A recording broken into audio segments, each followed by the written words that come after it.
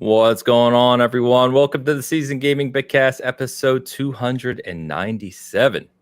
I'm your host, Ainsley Bowden, joined by my two fellows here, Mr. Tie Guy Travis and Mr. Hoglaw himself. How we doing, boys? I do love the head bob, Travis. Gotta do it.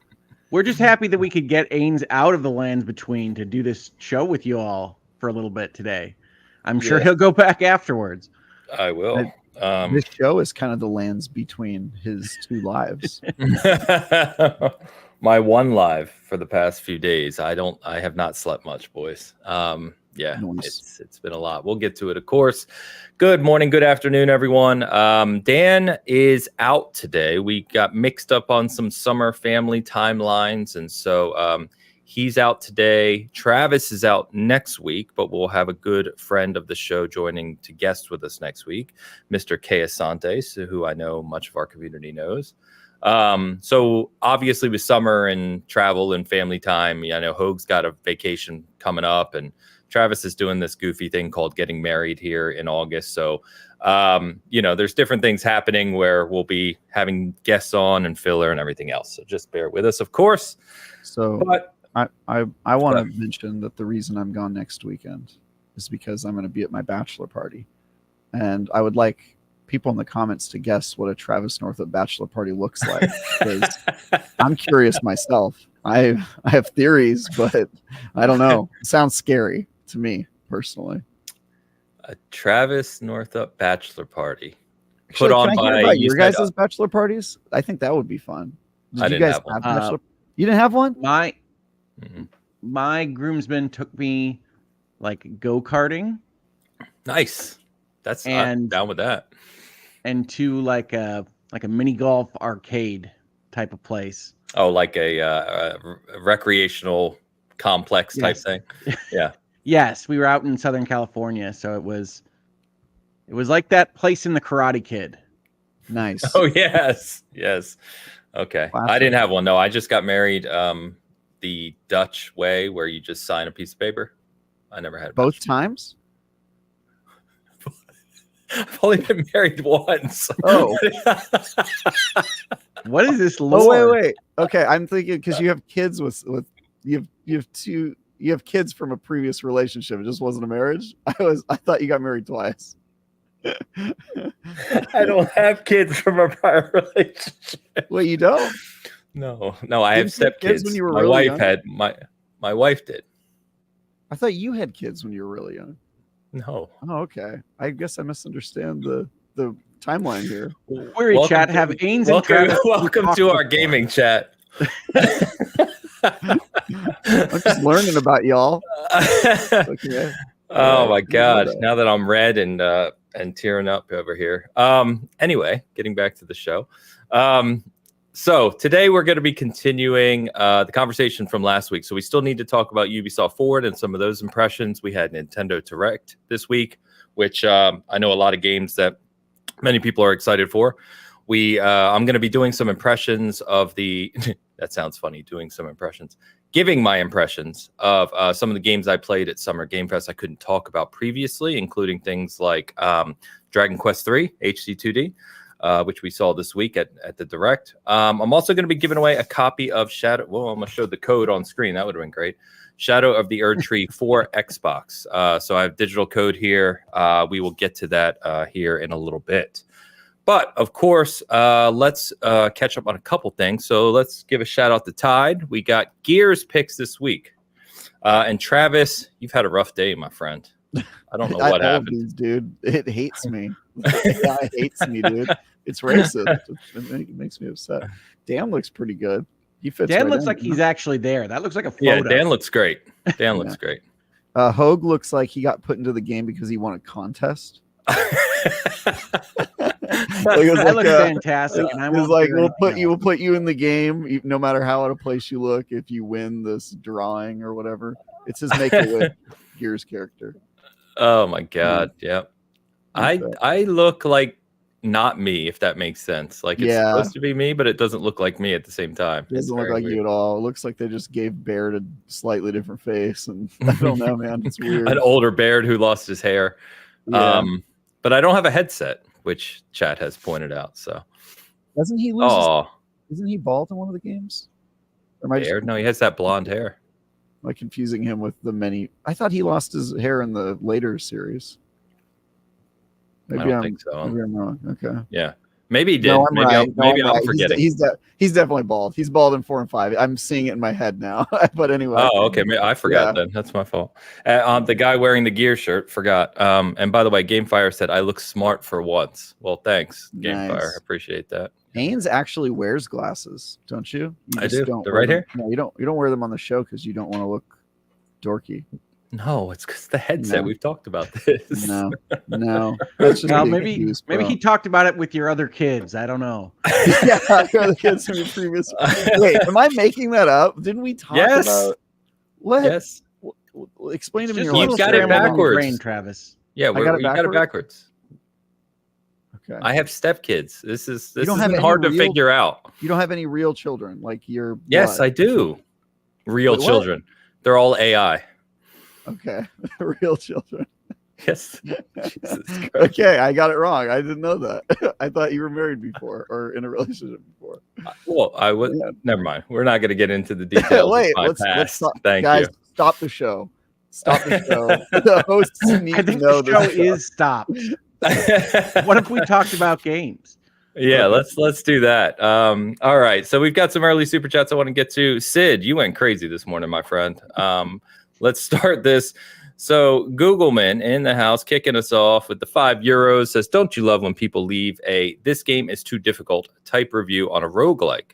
Queen Majesty Scotch bonnet and ginger sauce is cracked. Anyone know what that is? That's got to be some kind of food. Ginger's right? Nice.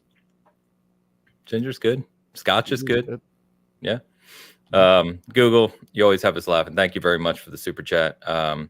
On a roguelike, yeah. Well, that's a whole different conversation. Darth Mac, I don't even want to put this on the screen, Darth. I don't know why you would do this to me so soon, so early in the show. Darth Mac with a $2 super chat, Skull and Bones. Great chat. Killing me. It is Skull and Bones. It's Skull and Bones Day, right? We're going to talk a little bit about Skull and Bones. We might get to some Elden Ring. All right, Sid, I got to make sure I get these right here. Okay. Sid, with the 400 rupees to start anyway, Elden Ring ascends to godhood in design, artistry, and difficulty with Shadow of the Erdtree. Just finished the main chain with a R135 Moonlight Greatsword build plus 14 blessing level. Okay. Managed to solo everything so far, but plenty of side content left. Wow, you've been grinding, my friend. I'll get to this. What does R135 mean in this context, Danes? I'm guessing he means he's a level 135 in the game with a Moonlight Greatsword, which is a very well-known. I think it's one of the only weapons that's in all the Souls games. They always make sure to put it in. It's a Easter egg weapon basically, but it's a really good weapon. And then the blessing level is related to the expansion. You can expand your power in Shadow of the Erdtree beyond the main game. Is this the Skidoo thing I keep seeing online? I want to know how to pronounce that. I don't know what that is. Skidoo tree bits or something like that? Oh, Skadoo tree. Yeah. Thank you. Okay. I figured it wasn't Elden Ring Skidoo, but all I do is see it on my social media. Yeah. There's Skadoo tree blessings or Skadoo tree fragments, which level up your character, and then the blessings level up your ashes, which are the summon things you can do. Anyway, and then Sid follows with, this is probably the strongest. Sorry, Travis, go ahead. I was gonna say, I think that both of those items seem like they're just there to like reverse the fact that everything in the game does way too much damage to you in the DLC area. And yeah, that's an interesting mechanic, but I'm not that far into the expansion yet, so we'll see how it yeah, they're like passive boosts. You don't assign them; they just increase your power passively. Sid follows up with, this is probably the strongest 10 in sheer quality since The Last of Us 2. You had me before you went to Last of Us 2, Sid. Everything is ramped up to more than 11. They went absolutely nuts with the level design. I'm going to talk about that. And moveset nuance, we'll talk about that too. Miyazaki wasn't kidding when he said this will push all the systems in Elden Ring. Lastly, 6,000 rupees, Sid. So very thank you for the generosity this morning. Feels like a new Souls game built on top of Elden Ring. It is very, very savage, as expected, though. Especially the last boss felt a bit overtuned to solo. I almost had to no-hit him, but I'm also missing 6 blessing levels. Bosses do an incredible job of feeling impossible while being largely fair, even for endgame builds. Okay, that's a lot of commentary, Sid, so appreciate that. He just wants to be on the show. Yeah, I should have just had he's got the rupees to do it. So Sid, topic. I mean, Ains is already very excited to talk about Elden. Yeah, there's a lot I could talk about all this. So Sid, let me do that. Let me put this aside. I'll bring these comments back up when we get to our shadow conversation here shortly. So bear with us just a little bit.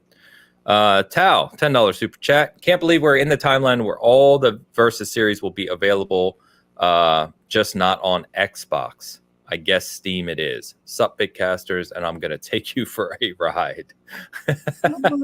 Why am I blanking on VS series? This is Marvel vs. Capcom collection that's of course. How did I not get that with I'm going to take you for a ride? Okay. Yeah. Sorry, I haven't slept. The collection looks amazing. I actually still have my original copy of Marvel Capcom 2 for Dreamcast. But those are classic games. But yeah, it's a shame that, again, they're skipping Xbox. I saw someone talk about, and I'm not the expert here, someone talked about games that are made on a certain framework skipping Xbox, it seems like. I don't know if there's a support problem there or something. I'm not sure. But well, I have to live in a world where Capcom puts all of the Ace Attorney games, except for the most recent Ace Attorney games, on Xbox, which is a very odd decision. So I feel your pain, Tao. Feel your pain. Yeah, it's strange sometimes. MT Frameworks, thank you, Tao. Sid, I didn't even realize you sent another one, so sorry, it got out of sync here. I expect casual players to get consistently destroyed for a couple weeks until a decent PvE meta emerges. I've also stopped my father, big Elden Ring fan, but he's 65 plus, from starting it, as I need to craft a decent build playstyle for him to stand a chance here. Okay, yeah, we'll talk about that, Sid, for sure. Oh my God, Sid, I can't keep up. Apologize for spamming, but needed to get this out. Fair enough. Yeah, we will talk about it for sure here shortly. And Debbie W with the member comment, Scotch bonnets are one of the hottest peppers. Oh, okay, I'm in. Hot peppers and ginger sauce. That sounds pretty good, actually. Yeah. That sounds good. Debbie, thank you. All right, thank you all for the generosity. Like I said, Sid, we'll get to your comments here shortly. Oh, let me get that off the screen. That would help, huh? No, I want it. All right. So, good morning, good afternoon, everyone. Now we've gotten through that. So why don't we, before we get to Shadow, because I know we're going to talk a little bit about that, and Hogue just wants to ask us some questions as well. We can touch on the reviews and kind of everything too. I did get a code for Shadow 2 days after embargo. So that's fun. It's kind of interesting, but that's why I did not have a review out this week. There was definitely something going on with the codes. But anyway, what have you guys been playing? I'll hand it to you because I know we didn't get to it last week, and you know what I've been playing, so which we'll get to. So, Hogue, I know you had a couple games you wanted to talk about last week that we didn't get to. I squeezed them in a little. Yeah, the one that I didn't squeeze in last week that I did want to talk about was that I've been very much enjoying the console version of V Rising, which is a kind of cozy game where you're a vampire building a castle and crafting various things, and then not so cozy when you go and attack villagers and drink their blood and that kind of thing. But it has a lot of interesting systems. It's cozy to me. It has a lot of interesting systems around like which blood you drank and the purity of that blood, and having essentially different skill trees that you go up. Whoa, purity of blood? What are we doing here? It's all about the purity of blood. Okay. It's not racial purity. It's purity of like what the people do, right? So if you imagine this game and you're going to suck the blood from a rogue, it might have a skill tree that says at a certain percentage of purity, you're going to get a dexterity bump, or you're going to get faster movement, or you're going to get some other thing. And if you instead drink the blood of a brawler, or God forbid, a forest creature, it's going to be a completely different set of perks that you get from going up that purity chain, which I think is interesting for a vampire game, because it's also the way you heal yourself. And when you're in trouble, You may have to just drink whoever's blood is around.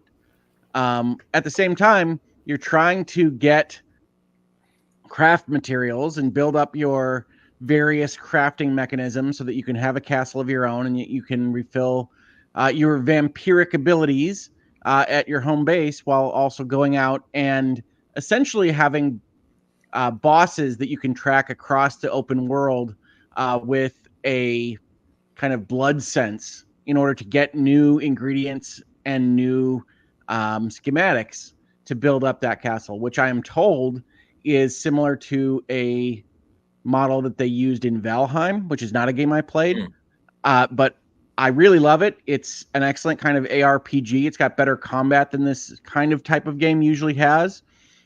And I suspect for those that are interested in this particular type of game, it's going to be very popular. I've really enjoyed it. It has been very kind of driving to go and figure out the next ingredient pathway and the next build up while figuring out exactly how you're going to fight the boss that freezes you with 5 arrows at once, etc. So V Rising is a game I recommend. I enjoy it quite a bit. And the other thing that I've been playing this week, V Rising, I was really playing mostly last week before the show where we had to not talk about what we were playing. I've been playing a game this week on console on Switch called Moonstone Island, which is definitely a cozy game that combines a kind of Stardew Valley, Harvest Moon interaction and dating townspeople mechanic with Pokemon. That you collect these various spirits from these procedurally generated islands and try to grow those spirits in power. And they fight with a pixel-based kind of card deck system. So it's got card combat, farming, dating mechanics, all the stuff that cozy gamers like. And it's been very popular in my house, especially with my daughter, who just immediately grabbed onto it. I tweeted out when we got this game on Switch that she was loving it because she loves Pokemon, she loves Stardew Valley, and the combination is really working very well. Nice. So that's Moonstone Island. That one. Say it again, Travis. D's playing that one. Oh, nice. Okay. I've seen a little bit of it. Cool. Very cool. V Rising. Quick question for you on V Rising because I've heard really good things about it, and I've heard. Sure. I think I heard you say ARPG. Yes, it's mostly you're interacting with it as a kind of camera up top, Diablo-esque kind of looking game. It's not the same kind of combat, obviously, because it is more focused on collecting things in the forest. But it is a very good combat system for this type of game, right? When I think of these kind of survival crafters, they tend to not have great conflict mechanisms in place, and this one is really quite good. But is there a looting system, or is it more crafting and materials? No, it's no loot. It's just crafting and ingredients. Okay. All right. Cool. Very cool. Ains is immediately uninterested. Yeah, pretty much. Crafting? What's wrong with crafting? There's nothing wrong with crafting. It's not my type of thing. Ains is busy with me tempering and masterworking things in Diablo 4. Yeah. That's crafting. Diablo has crafting in it. Come on. Okay, so again, this is like what we get when we start talking about these various definitions in games.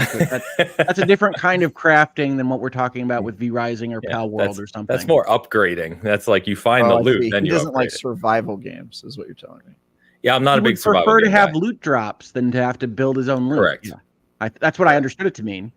Yeah, you're 100%. Power right. World has both, though. Power World also has loot drops.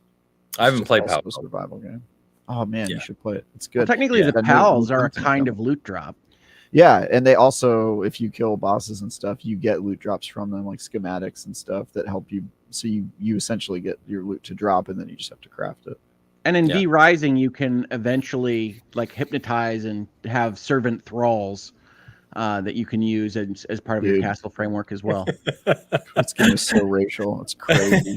They are trying to brainwash. I am a purple lady with a magic sword. I am not racial at all. Dude, if you don't see how coded that is, you're just not playing on my level, bro. That's all. I am not. We all know who the purple ladies are in our society. We all know. Speaking of looting, though, I will shout out, as I have continued to do Diablo, So really, just before Shadow kind of code came in and I started playing that, we were really nearing, me and the guys I play with were end game. So we're now getting ready to take on the tormented version of the bosses and Uber Lilith and all that stuff. And it's really well done. And then they had a they had a stream this week. We were talking about season 5 already, and the notes for that, I didn't get to watch the stream, but the notes for that and what they're adding already in season 5, which remember will come before the expansion in October. So that's the next two big things coming. Are just crazy. There's so much more that they're adding in terms of both quality of life, but also just pure content for kind of end game, loot chasing. They're adding new loot as well, legendaries and uniques. They're just continually crushing it on that game. And Travis, you talked early on when you spoke with the team about their structure for how their team is set up to deliver content for Diablo 4, and we're just seeing that in action. I mean, they are absolutely crushing it with content delivery. It's constantly great stuff. They've got the best live service team, I think, right now. It's crazy. So good on them. I will definitely just keep going back to that game. I mean, there's no reason not to. It's so fun and so well implemented. So, yeah. Travis, anything you want to shout out before we get to Shadow? Yeah, I can't remember what the last thing I was telling you guys I played, because it's kind of been a while since we talked about games that we played. But I'm still playing Destiny 2. My review is out there, my final review. I don't know if that was true last time we hung out. Yes, but I gave it a 9. Yeah, yes, because Steve gave it a 9 for us as well. Yeah. Okay, we did talk about that. This week I have made my way back to the Sea of Thieves because I am doing IGN's 2024 re-review of Sea of Thieves. It's about time. It's been about 4 years, I think, since we reviewed that game. Because we probably getting a lot of search engine stuff right now too with PlayStation release, I'm sure. Probably that has something to do with it, I'm sure. But yeah, we did if the sales board is any indication on the PlayStation Network. Yeah, we reviewed that game already a second time, I believe in 2020. And so this would be our second re-review. But it's been enough time and enough has changed. And I personally only really played it the first 2 years it was out. I played a ton of it. And then I played it briefly when they released the Pirates of the Caribbean DLC, and I haven't really gone back since. So yeah, it was cool. I think it came out in 3 parts, and I've been playing them. I played the Monkey Island stuff, so I have thoughts about that. There's a lot of cool stuff in that game right now, so I'm looking forward to do that. However, that review was interrupted. I had only just started diving in and playing when my focus had to be redirected to a game called The First Descendant. I don't know if you guys know about this game. Yeah, I played it in LA. Yeah. So I played it a few times because they've had various alphas and betas, and it's definitely part of my beat. It's a looter shooter, Destiny-like type game, although it has sort of more of a gacha model because it is from an Asian country, so it does a little bit of that whole it's a Nexon game. Which character are you gonna get? Yeah, it is Nexon, which I really liked. Nexon, a lot of Nexon puts out some good stuff. I mean, they did Dave the Diver, right? They did. I've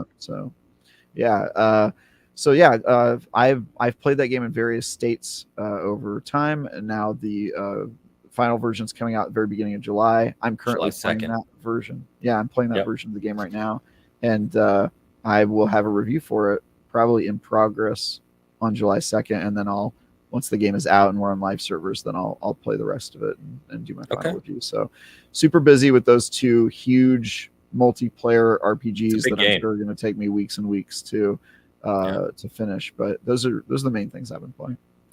Also Shadow Erdtree. I've been playing that too. So we'll get to it. So First Descendant, I played in LA and got to sit in on the presentation thing, and so they did to your point, they gave us a key to do the review, but because I'm doing Shadow, I think Steve's doing that for us because he's the Destiny guy too. So look at us, Steve and I reviewing the same games and not playing them together. What's up?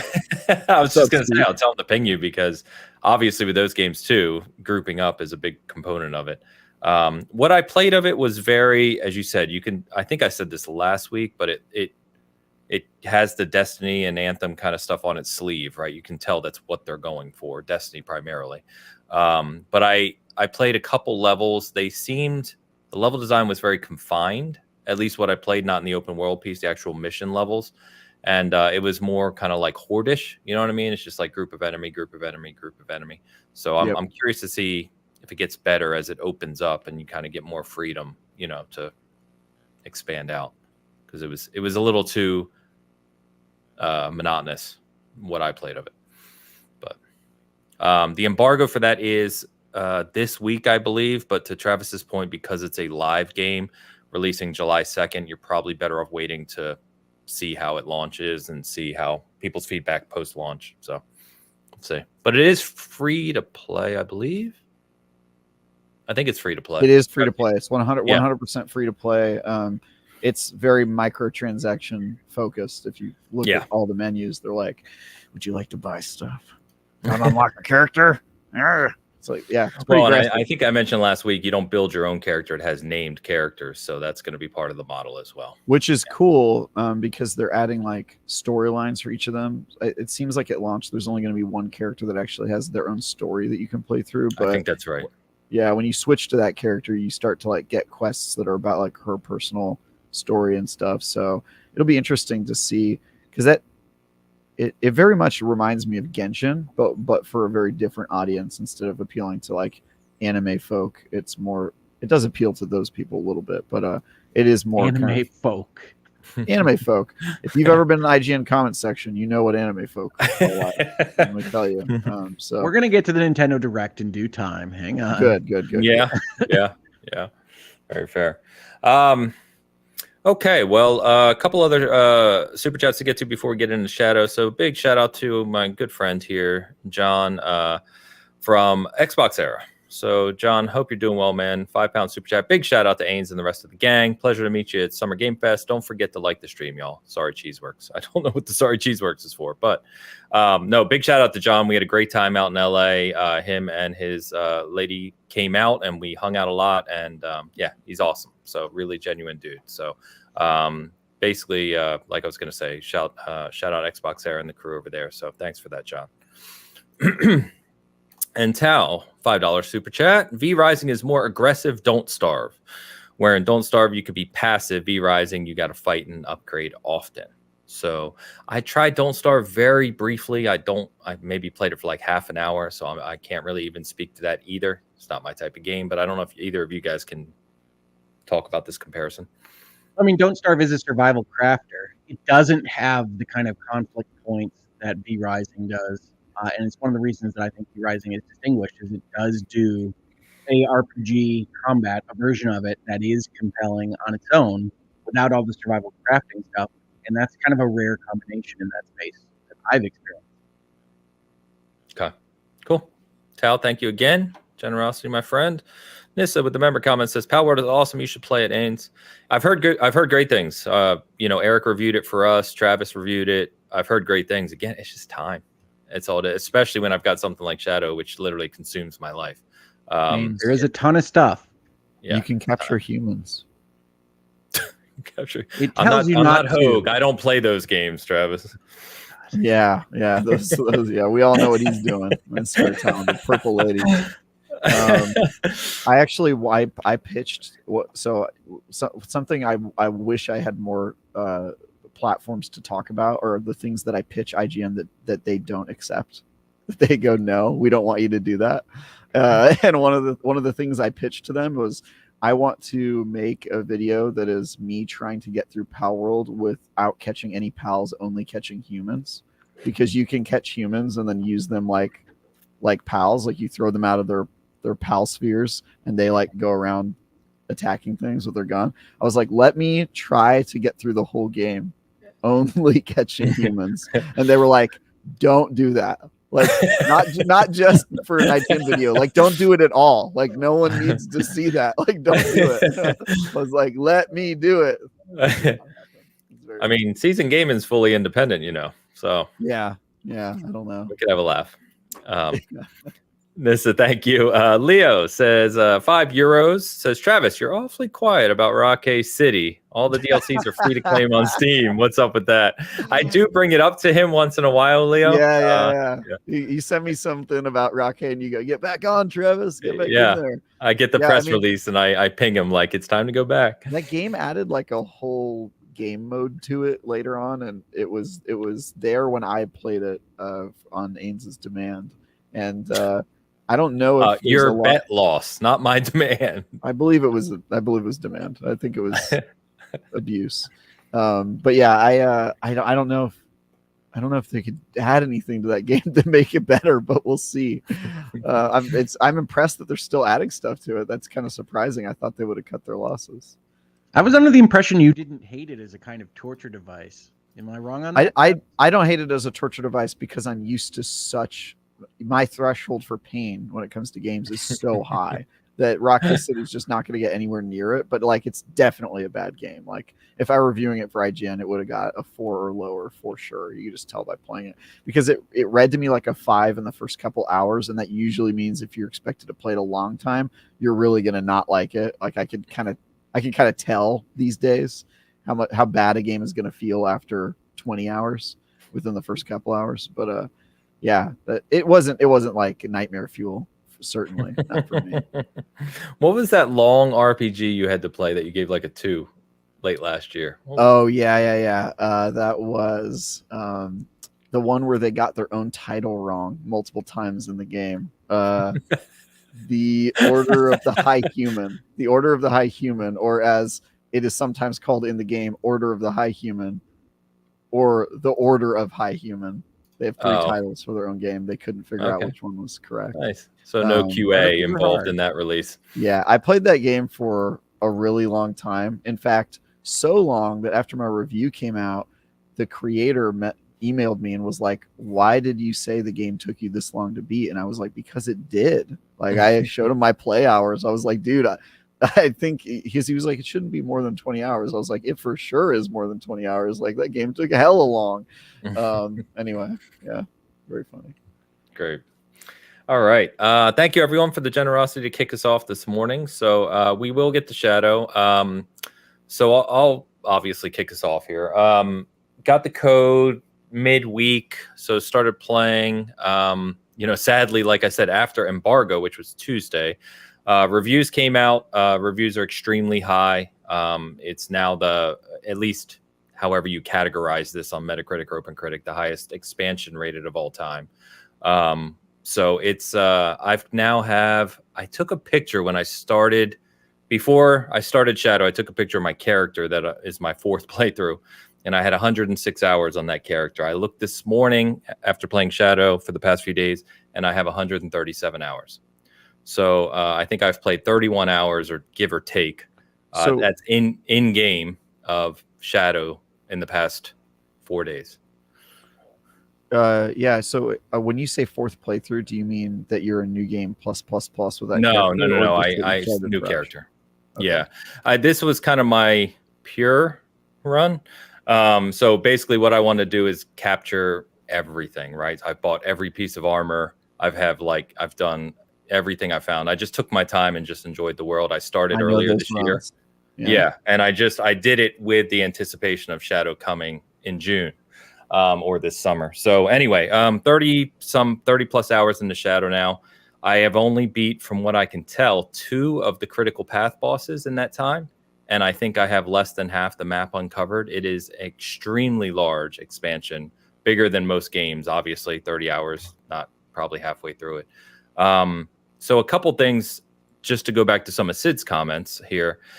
He says, Elden Ring ascends to godhood in design, artistry, and difficulty. So let me start with artistry. And Travis, you probably haven't gotten to some of the areas yet, which are really, because the further I've gotten, the more blown away I'm getting. They basically, cool, yeah, it goes like Elden Ring's already, as you go through all the areas in Elden Ring, there's some absolutely incredible areas, right? This takes it to an entirely new level, especially in terms of like verticality and, like you said, artistry. Some of the areas here, like, I just keep taking screenshots. I am absolutely blown away. And the way they integrate the level design with kind of Dark Souls 3 and or Bloodborne kind of themes, you can tell they're really kind of in their full bag here of FromSoftware. It's easily what I would say now is the best level design they've ever done. Like, it's hands down. I would take issue with the phrasing ascends to godhood, but there's a note in the IGN style guide for reviews that says avoid hyperbole like the plague. So that would be my note for that one. But it is the very note actually avoid hyperbole like the plague. That is what the note says. That's a funny. That's the joke. There's irony in a single sentence. He gets the joke. Yeah, there's actually lots of jokes like that in the style guide that are like, self-referential. Well, Sid's not reviewing it. There's one part that says like, avoid repetition, and then later in the same sentence it says avoid repetition. Something like that. There's lots of jokes. Yeah. But I will say I've seen some stuff, and already I would agree that like they stepped up their game. I also forgot you could jump in this game. I'm just so not used to that in Souls games, because it's like one of the only ones you can actually do that. So I kept expecting to do the thing in the other Souls games where you have to run and then let go to jump. Yeah. So I kept doing that, and then I was like, oh, you can just jump in this game. In fact, you can double jump. If you're on the horse. Like I said, you said you're a few hours in. And it for those who haven't played it, and I saw this in the demo in LA, right? Like when you go into the expansion, it just opens. It's just like, here you go.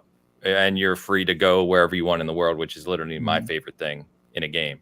But yeah, the first few areas are already kind of staggering, but I promise you, when we come back next week or 2 weeks from now, you're not here next week, 2 weeks from now, when you have a lot more time in it, you're going to have more things to say. It gets absolutely wild. So Alex is saying that jumping is kind of essential to some of the bosses. They sort of teach you that in the very first boss, the big fire guy, because like I think that's the first boss in a Souls like that I've played recently where like a specific mechanic you normally don't use, which is like jumping, is it required to beat it? Like that's how you dodge all the attacks, right? You just jump up in the air. As soon as you learn that, the fight is super easy, but I feel like they're trying to teach me something for a later fight. So disclaimer, when Travis refers to a fight as super easy, it may not be interpreted as super easy. that one actually is super easy. Even you said you watched the footage, Hogue, and you were like, that kind of looks easy. It is pretty easy. He has like three footages of people dying and complaining about this fire boss, right? And so I'm looking at it going, I'm not very good at Elden Ring. And believe me, I have tried to pop in a couple of times, most recently to see if I could get anywhere near ready for Shadows of the Erdtree, and I cannot. You wouldn't even be able to beat Moog. Yeah. I'm not. Moog is way far away. Yeah. I'm at the Grifted. Are you kidding me? No, I will say this. I have a pretty hard stop on certain difficulty levels here. As you saw, dragging me through the end of Destiny, the final shape, Travis. I have a lot of my functionality back, but unfortunately, either because of my stroke or because I'm in my 40s, and I lost my skills more than Ains has or Dan has, it is frustrating to want to explore these places and say, nope, that's not going to happen. Can I ask a follow-up question? Sure. You're saying since your stroke and now that you're in your 40s, which implies that at some point you were a sweaty gamer. What? I was definitely better. No, I was never. I was never. What game do you think you were best at? Like where you were like in your zone? Like I want to know what game you were just like putting on the goggles, going like, yeah. I want to know that, Hogue. There was a time where I was pretty good at the online shooters, the Halo 2s, the Call of Duty's, Destiny Crucible, where I was pretty decent at. Not top of the line, not going out and showing you how it's done on Twitch, but decent. What was your comp rank in Halo 2? I don't even remember nor know what that is. 50 levels, 50 ranks. Halo 2. Travis, you're taking us way off track here. Man. All right, fine. But I'm trying to get to know my host, because apparently I don't even know how many times they've been married. I'm just trying to get to know my host. Build relationships here on this podcast. and I'm getting harangued for it. I'm happy to tell you. I just don't know. I can see a little box next to my name, but I don't remember how that even worked, to be frank. That was a long time ago. That was 20 years ago.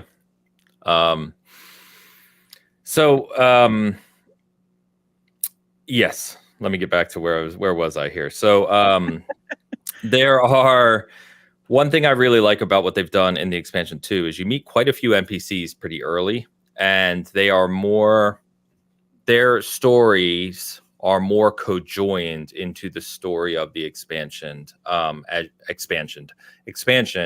as you go. So I've kept up with them. There's some really cool characters. Voice acting is top notch as it typically is. And then everybody's sad. My feeling on FromSoft games is that everybody is sad. Is everybody sad? No, there is some sadness. I think what FromSoft does really well. No, the answer is yes. No. What they do really well in NPC quests, right, is they put you in a situation where either choice is going to give you some consternation, and they make you kind of pick a selection where it's like neither of these is the happy path, and it's like it's going to be good for someone and bad for someone else. And I think that FromSoft's really good. Although I don't think I've ever been on a quest in any of these games, so I haven't gotten far enough. They've done that in Elden Ring. Well, he doesn't play them. They're super missable, but like you've been on some, right? Like you met maybe there's a guy. He only got through Limgrave in Elden Ring, dude. There's quests though in Limgrave. Yeah, but they extend later into the game. Like that's true. Still starts a quest. I think the problem is. I think Hogue doesn't realize maybe that he's on an NPC quest because there's no journal that like marks that. I do love a journal. Yeah, I know you love a journal. I've been reading yours for years. Can I get back to Shadow, please? Sure. Without you constantly taking us back off track. I read Hogue's journals. Anyway, boss design is definitely taken up another level, as you would expect. Anyone who has played FromSoft games since Demon Soul, or I should say Dark Souls 1, their expansions are known to be difficult, right? They up the game in the expansions. And as Hogue was referencing, and I think anyone who is following this have seen, there is a conversation, as there always is with every From release, we have to have the same conversation about difficulty. So it is definitely higher than the core game of Elden Ring. It expects you to kind of have the fundamentals down for sure. What I will say is it's not that you do really less damage per se, but the enemies hit really hard. So you have to be prepared to dodge those, to prepare for them, etc. But what I will also say is it does, as they do typically very well, there's a ton of new equipment. There's new summons. There are new items in every category, including talismans. And there are passive upgrades, as Travis was referencing earlier, the Erdtree and the Blessing. So it kind of gives you extra tools. And one of the things that Elden Ring, I think, does better than the other FromSoft games, even though they generally have gotten better over time with it, is they give you all sorts of different tools to overcome the challenges in front of you. And so I found one of the hidden area main bosses 2 nights ago incredibly hard. And I was really struggling because he has huge AoE attacks, and my build is a super light, no armor dex build. So if I was getting one shot, if I get hit, it's over. And so it just took me a long time to kind of work through, okay, what talisman should I use? What armor should I use? What summon should I use? Are there other items? And it almost becomes like a puzzle game of trying to figure out, okay, what's my best approach to do this? And if you want to do a completely new build, you can respec, but I personally don't like doing that. But I overcame it, and I think that I just said ultralight, no armor, dex, kind of blood loss build. Yeah, I'm just wondering specifics though. What do you? Yeah, so I basically, the lighter I am, the more damage I do. So I basically wear next to nothing, and then just I like use in real life fast tagger. But there is a conversation here about about just difficulty. It is hard, and it does expect you to kind of know the game well and to put the time in. So I don't think it's difficulty is a personal thing. Someone's going to find something easy that someone else finds hard. So it's always hard for me to say. I'm enjoying it. The only things that have kind of really pushed back on me so far have been those couple main bosses, a couple of them, but I overcame them. You know what I mean? Just like I would in some of the prior From games. So I'm really, really enjoying it. And I like more than anything that there are secrets galore in this game. So as you explore, I've gone down so many rabbit holes already, which take me to things you don't expect.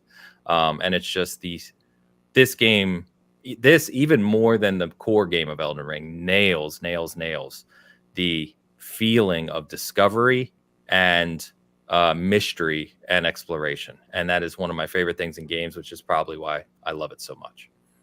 Yeah, it's one of my favorite things in games too. That's one of the reasons why it is frustrating for me. I really like Elden Ring as I have played it. Like, I see the setup, I see what they're doing, and I enjoy going through these various areas and talking to the sad people. And I don't mean like the quest choice. I expect them to be relatively difficult choices. I mean the overall kind of FromSoft characterization, right? Oh, well, hello. It's Limgrave. It's me. Some weird name. And I lost my foot in the war, or whatever. And it's very nice to see you. Good luck, Tarnish. Lost my foot in the war. Lost my foot in the war would be the most like. It's like that's way too normal for him. Yeah, it wouldn't be in the war. It would be some specific noun referencing the war. I was seared. And seared has a capital S, and you're like, what does that mean? Yeah, that's Souls like. Yes, in the conflict, capital C, yeah. Exactly. But I enjoy that experience, and I'm just not good enough. There's a hard ceiling I can feel on my dexterity of getting around. Sorry. Why is that so funny? Nothing. He heard something else. Please carry on. On my dexterity and fumbling around the controller and dying to everything is not enjoyable to me. Of course. Right? Yeah. And so I need to feel like there's a little bit of forward progress. And unfortunately, I'm not close enough to that threshold personally for that to be fun. And so this is the conversation we had very briefly, Ains, on Twitter earlier this week, which is to say, I think that reviewers can play a game and say, this isn't tuned in what I consider to be a fair or fun way. And that's where you disagree. And you say people need to know what they're getting into with the FromSoft game. And all I said in response to that was that I have to believe that even FromSoft could get the difficulty balance wrong, or that somebody could perceive it as wrong. And so I just am surprised that I'm seeing some of those complaints from some reviewers, but very infrequently, and some from like Steam reviewers, that the difficulty is unfair or something along those lines. And I know that you disagree with that, Ains, but I'm surprised that it didn't filter through even a little bit more, that wound up with this DLC being the highest rated expansion of all time, right? Like, my favorite DLC is Moon Crash. That's not even in the conversation. But I love Moon Crash too. Yeah.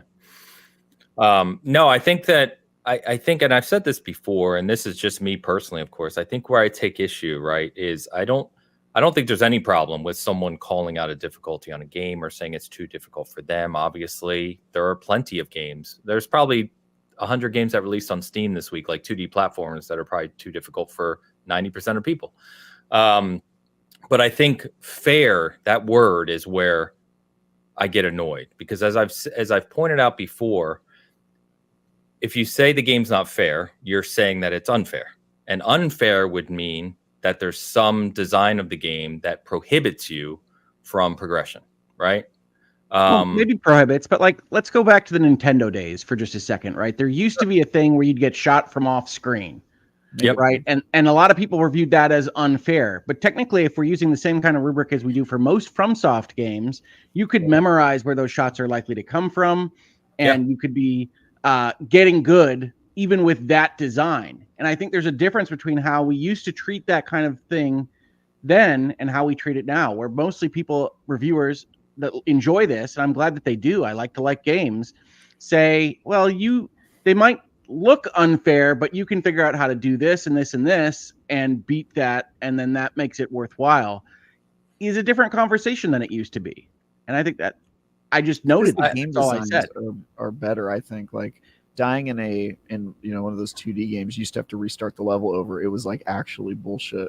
In this game, you getting killed by a boss 10 times is kind of expected part of the gameplay loop before you like learn how to fight it, and it feels better because you're not wasting as much time. Like one of the things I forgot Elden Ring does is like always puts a site of grace or one of those little statues Or right in front of the boss door.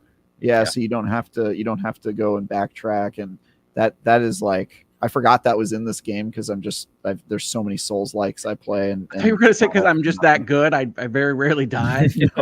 No, it's just I've never seen one of those statues. I don't know what you're talking about. I played the crap out of Elden Ring, but like I also reviewed like 10 Souls-like games last year, right? And so like not all of them have that quality of life change. No, I'm kind of used to having to like run through an entire area to get to the boss, and I would agree that like there's a certain conversation of like, well, it's not really about it being fair or not. It's a question of, is it fun? Like, do you have fun doing the stuff that you do? If you're having to replay an entire level because you got killed by some kind of cheap attack that it's impossible to dodge on the first time you see it, then yeah, you can argue that that's not fun. And then I think whether it's fair or not doesn't really matter, right? It's like, are you having fun having to do that? I think Elden Ring, when they say we're going to kick your ass 15 times, they make it not annoying, right? And so I think that's why it's not getting as much flack for that. I'm glad people love it. I am not sitting here telling you not to love it if you do. I am personally surprised that there aren't more in the review class that get to dying 15 times and say that this isn't fun. Yeah. I think that's because it goes back to, I think I've started this conversation with, I think, someone that follows you or me or someone on Twitter, but he kind of went off the rails. I was just done with him. That's Twitter.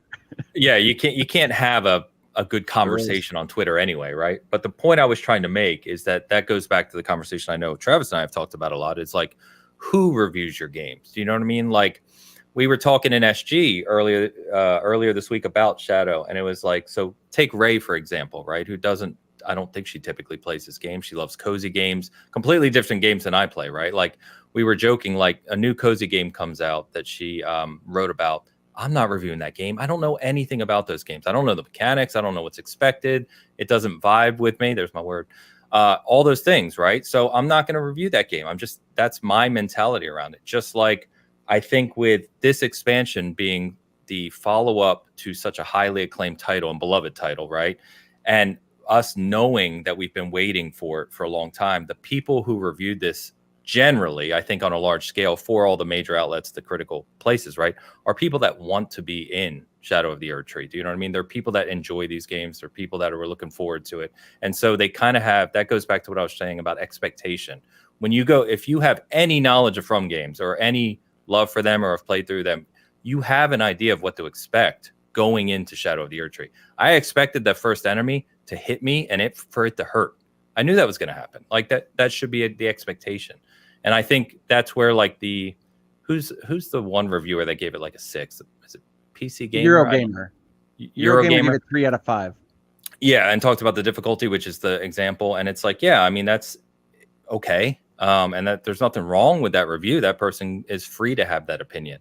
But it's obviously an outlier. And I think that's because most of the people kind of knew what to expect. Maybe it just took that person off guard for whatever reason. Yeah. You know what I mean? It's also, I mean, there's, some people who, to your point, Ains, outlets are choosing their reviewers the best they can. They're saying, who do we think would be the best person to review this, and is part of that community. So like, for example, IGN's reviewer for Shadow of the Erdtree, Mitchell Saltzman, is like high skill, loves Souls likes, has no problem with games that kill you. Like he reviews fighting games for you guys because he knows fighting games, right? He's a fighting game dude. He's good at those games. He competes with those games. So like so he knows what he's talking about. Yeah. So that's pretty easy with those. And I think that the average Steam reviewer is not Mitchell Saltzman. And I think that's the difference. Like, that's why I think it's more mixed on, I think it actually is mixed now on Steam, is it not? Yeah. Which is, they're complaining a little bit about PC performance along with difficulty issues. So I think it kind of gets swamped. Yeah. That there are. I haven't played on PC yet. PC. Yeah, I don't know that they were. No, I'm playing on Xbox and it's been fine. I will say too, I think that, Elden Ring is the first, I won't say the first, but it's definitely the most From game that has broken through the zeitgeist, right? Like it's more mainstream than ever before. And I think that you've got a whole bunch of new audience members, right, for this game that are excited to play more of it. Maybe not with the expectation that Shadow's going to come in and wake you up. And so you're probably seeing some of that residual effect too. So I think there's a lot of that. I want to quickly shout out Bomber, who's in the chat here, my good buddy who I game with all the time. He has tried Souls games multiple times.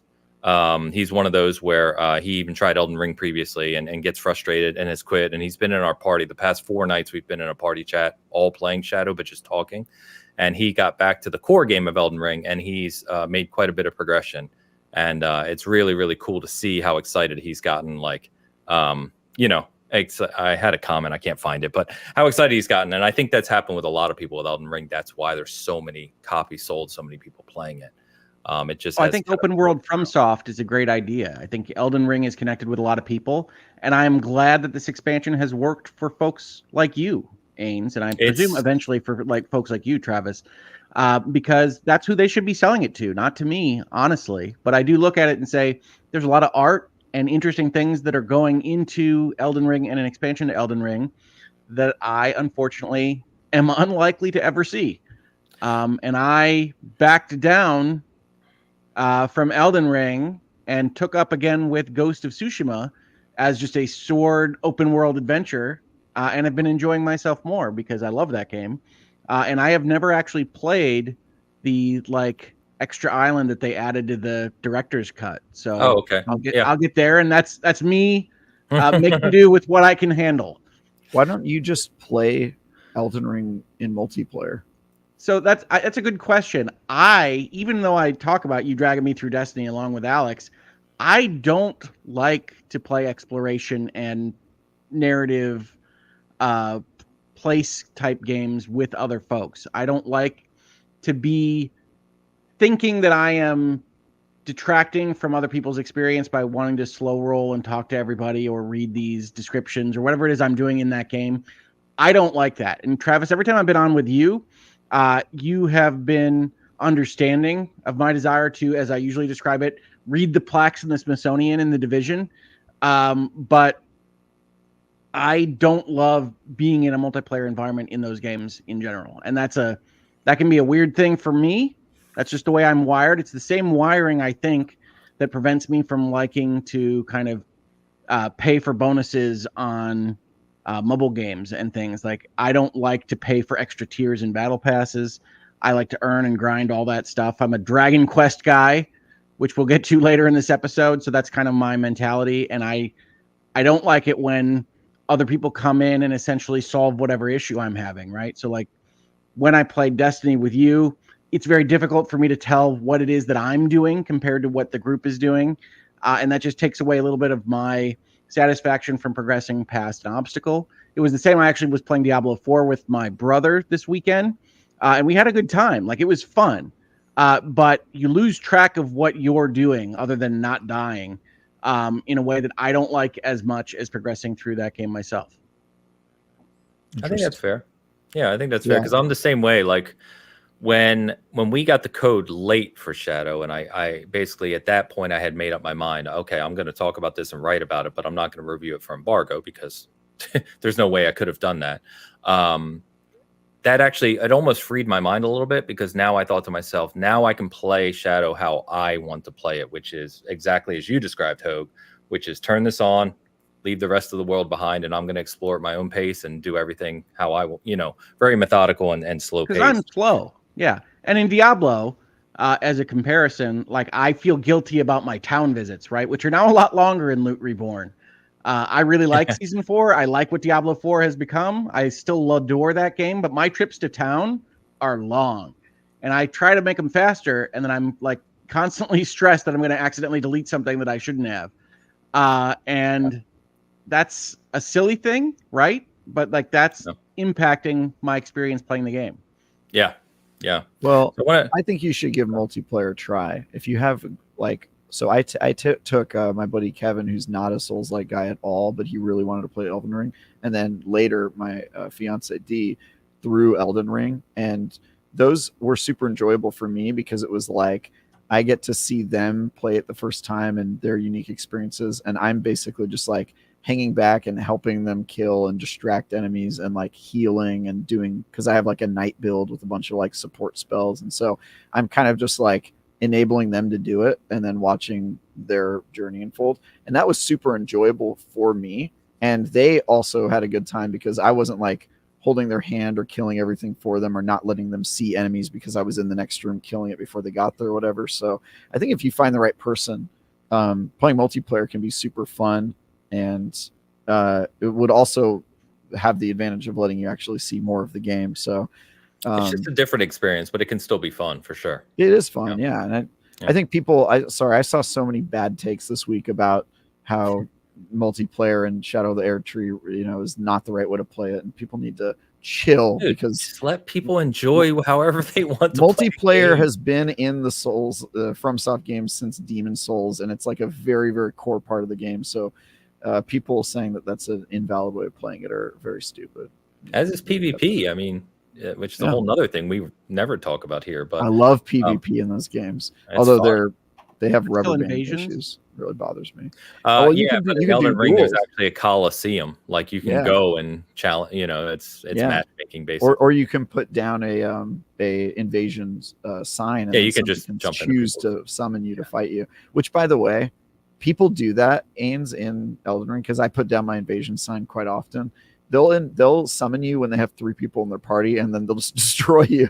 And I'm like, what? Why would you do that? It's clearly for duels. Like, why are you just summoning me and then griefing me with 3v1? That's crazy. Like, it's nuts. Well, because they're trolls. Yeah, but it's like, dude, that's clearly for. I'm like asking you to 1v1 me, and you're like, I'm gonna just farm you. Like, what? Like, come on, dude. Although I will say it is very satisfying when you kill those groups, because usually those groups, they'll send the summons after you, and if you can get away from them and sneak back to the main guy, you can kill him before. Like, they don't do a very good job of the finger. Yeah. What are they? Finger boy. Furled fingers. They're all fingers, right? But no, what's it called? The host is called like a host of fingers. Host of fingers, yeah. I forgot how obsessed with fingers this game is, by the way. I've been playing a lot of hand and finger games. Final Shape is all about hands and fingers. Like, all the bosses are like hands that come after you. You do gang signs and they do spells. I want to get back to Sid's comment real quick here. He says, the final sentence here from Sid, bosses do an incredible job of feeling impossible while being largely fair, even for an end game build. And so like I said, I've gotten to 2 what I would call core bosses, like the big guys, one for the main critical path and one for a side area. And, it's kind of funny because, again, it's all mindset going into this. But I went in last night when I got to this boss, and the first maybe 2-3 runs, and to Travis's point, there's a grace right outside, so you can just keep going in and attacking him. And I was just like, my eyes were wide at what was occurring on the screen in front of me, like his attack set. You know what I mean? There's just so many different attacks at different speeds and timing. He's up in the air and things are exploding, and I'm like, holy crap! You know what I mean? And it just took, it's amazing. You just make little progress by little. Okay, this moves this frame and this. Okay, I got to pause here and roll here. And, it's like I said, it almost becomes like a puzzle game of when to do what and trying to figure these bosses out. And like I said, I think I beat him at like 2:15 a.m. And it was just awesome. But it's just a spectacle, some of these bosses. I can't wait to see the rest of them. But it is, anyway, we could talk about Shadow all day. I'll try to wrap up here. So far, 31 hours. I have a lot to go, but I already knew I was going to love it. I mean, that goes without saying, right? I just love Elden Ring, but this definitely ups the game of the core game of Elden Ring even further. And I'm really, really excited to not only continue in this, but to, if this is Miyazaki, if you didn't see his quote earlier this week, he said, I still haven't crafted my perfect fantasy game yet. He goes, with Elden Ring, we're starting to get close. So if this is his close, I can't wait to see what's next. So give the man whatever he needs, please. So whatever he needs, money, has he time, not gotten enough resources. No, give him more, whatever he wants. Jesus. The greed of man. soon we will. Actually, it's Miyazaki's pretty much the opposite. He's like the most down to earth, humble. He came out talking about the companies letting people go, and you saw that this week too, I'm sure. Yeah. So, man, go ahead. I'm really sincerely glad. I didn't expect you to not like it, Ains. Obviously, you've talked about Elden Ring a lot, but things can still disappoint even if they're good. True. Very true. So I am glad that in our Bitcast DM group, we were just getting updates on reviews and screenshots from Ains, and it was adorable. I am super glad that you're enjoying yourself. And you have to let me know of spoilers, Hogue, but I've taken so many screenshots. There's so many kind of beautiful vistas, and the artistry in some of the bosses in the areas. It's staggering. It really is staggering. So I'll share those with you, assuming you don't think you're actually ever going to get through it, because it's worth. I don't view a screenshot as a spoiler, really. I mean, if there's a giant cosmic lion, that's fine. I don't know. I didn't even watch any of the trailers for this. I've seen nothing of Shadow of Erdtree that I have. Well, the launch trailer showed it's like 4 minutes long, and it showed a bunch of bosses. At least to start, I got like a minute in, and I turned it off. I'm like, dude, they're showing way too much here. I can't watch. I didn't see any of this stuff. If the final boss is accidentally a cosmic lion, I apologize. I know nothing about any of the bosses. I just know what I've seen in the game, which is that so far I fought a lot of dead Diglets, ghost Diglets, really. There are talking about ants. No, little Diglets. Do you know what a Diglet is? You know Pokemon. Yes. Gotta catch them all. Don't I say the problem is Hogue knows what a Diglett is and Ains doesn't, but Hogue hasn't played Elden Ring and Ains has. So I'm trying to bridge this horrible gap. Yeah. Anyway, there's dead Diglets inside Elden Ring, and you have to kill them. Yeah, I could say a lot more. I think one of the things we may have coming up, we talked about pulling a bunch of the kind of hardcore people together and doing like a roundtable on Shadow here on SG in the near future. So stay tuned. Hopefully we can pull that together, because there's, that'd be a lot of fun to talk more in depth about it in the future. So presumably I won't be invited to the hardcore roundtable. Probably not. Unless you want to moderate it. So let's catch up. Adam says, what is the panel's favorite From DLC prior to Shadow? So that's more of a question, I think, for me and you, Travis, than Hogue. But it's a tough one. I'm tempted to say, like, obviously I love the first Dark Souls DLC because it's got such a cool, I would say aesthetically, it's that. I have problems with like the level design and boss fights in that expansion, though, is really my only problem with it. I know people like Ring City. That's definitely I would. Can I choose the trilogy of Crown DLCs from Dark Souls 2? Because I thought those were amazing. You know what's funny? I was going to say Dark Souls 2, as much crap as it gets, the expansions are actually very well done. Really good. Yeah. Yeah. Didn't Bloodborne have a nice DLC? Can I count that as one? Bloodborne had the old hunters. Yeah. Can you count it as one? I can count the 3 crowns because it's kind of one trilogy of stories that just got really staggered. I would say that's my favorite, if I can count it. It's good. Yeah, I don't know, actually. I think Shadow's probably going to take that crown, but I liked Ring City because it closed the loop on the whole Dark Souls thing, trilogy, if you will. I liked, to Travis's point, you look back on it now, the expansion for Dark Souls 1 was good at the time. Maybe not a ton now, but I love Artorias as a character. He's incredible. And then Old Hunters and Bloodborne's good. I mean, they're all pretty good. If I had to choose, I'd probably go Ring City. Just because I love Dark Souls 3 and I haven't finished Shadow yet, but I'm pretty sure Shadow's going to take the crown. So, Leo, €5. Thank you, Adam, for the super chat. Leo, €5. Fun fact, games are harder. He's talking about the old games we were talking about. So that you couldn't finish the entire game over the weekend as a rental. So the mentality is totally different these days. I wanted to comment on this with you guys because I think that's part of the other conversation that's funny about From Games too, is that when we were growing up, Hogue, you brought up like Mega Man or something, right? Or the games like Ghouls and Ghosts or Castlevania, any of those games, right? Where not only were they incredibly difficult at times and you'd have to start over, you would also never or very rarely see the later levels because of that, because you'd rarely get to them, right?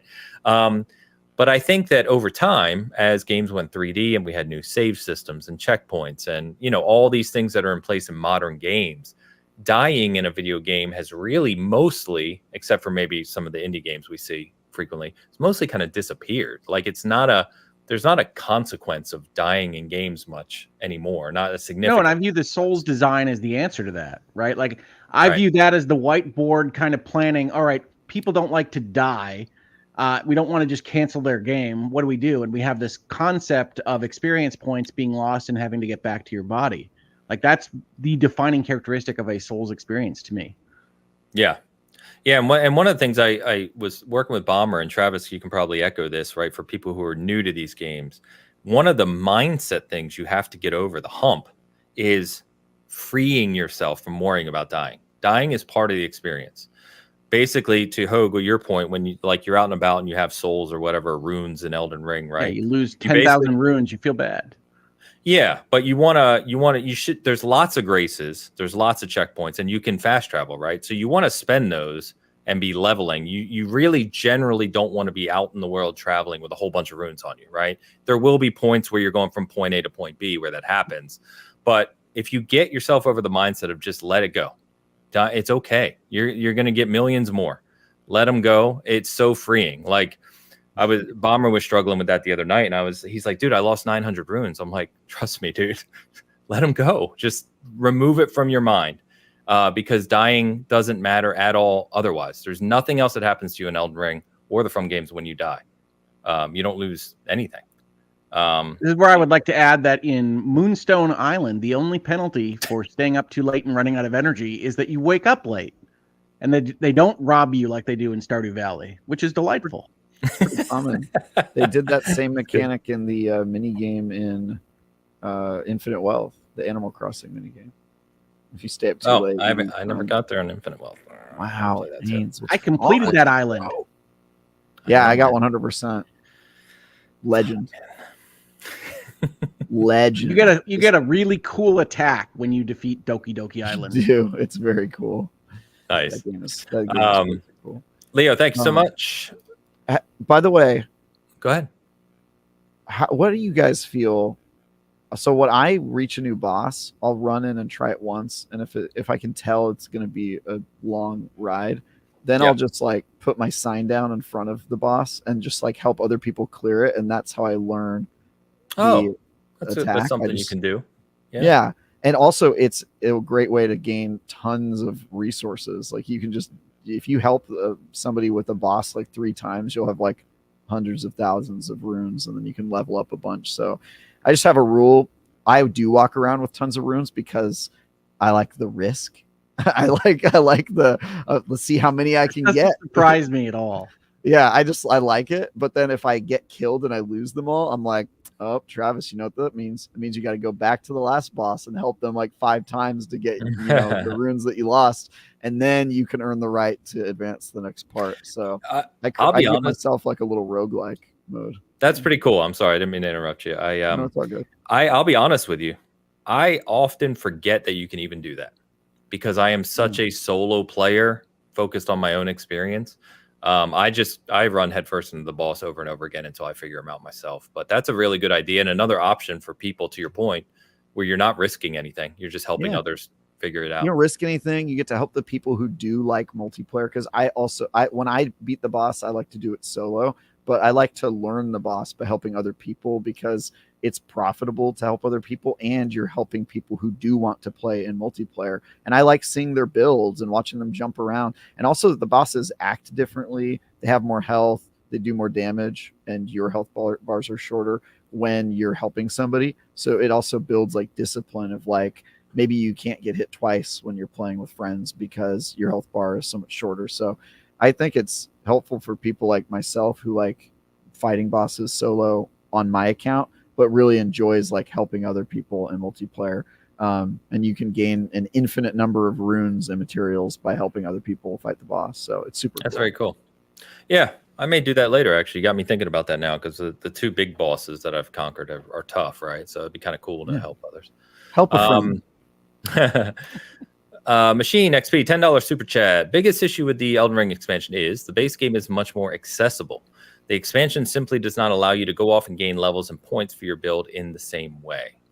Yeah, I wanted to ask this question, right? Because I saw this critique, Ains, and this comes back to Elden Ring Skidoo. which is to say that this blessing mechanic is one that you have to interact with, and it's not something you build up in the same way by getting runes. You have to go and find these skidoo fragments or whatever they're called. Is that right? Tree. Yes, I apologize, but I in my head I've read this for a week, and I keep hearing Elden Ring skidoo like it's a jazz band. I'm here for it. I'm here for it. And so, how do you feel about that? Because it does apparently require you to go and explore in a way that the original base game did not. And you said you're an exploration type, so maybe it works for you. But I did see some complaining about having to go and get an item to actually interact with the game in this way. Yeah. So the fragments and the blessings, like I said earlier, are passive upgrades. Like they basically just add points to your attack power and defense to make you stronger, essentially.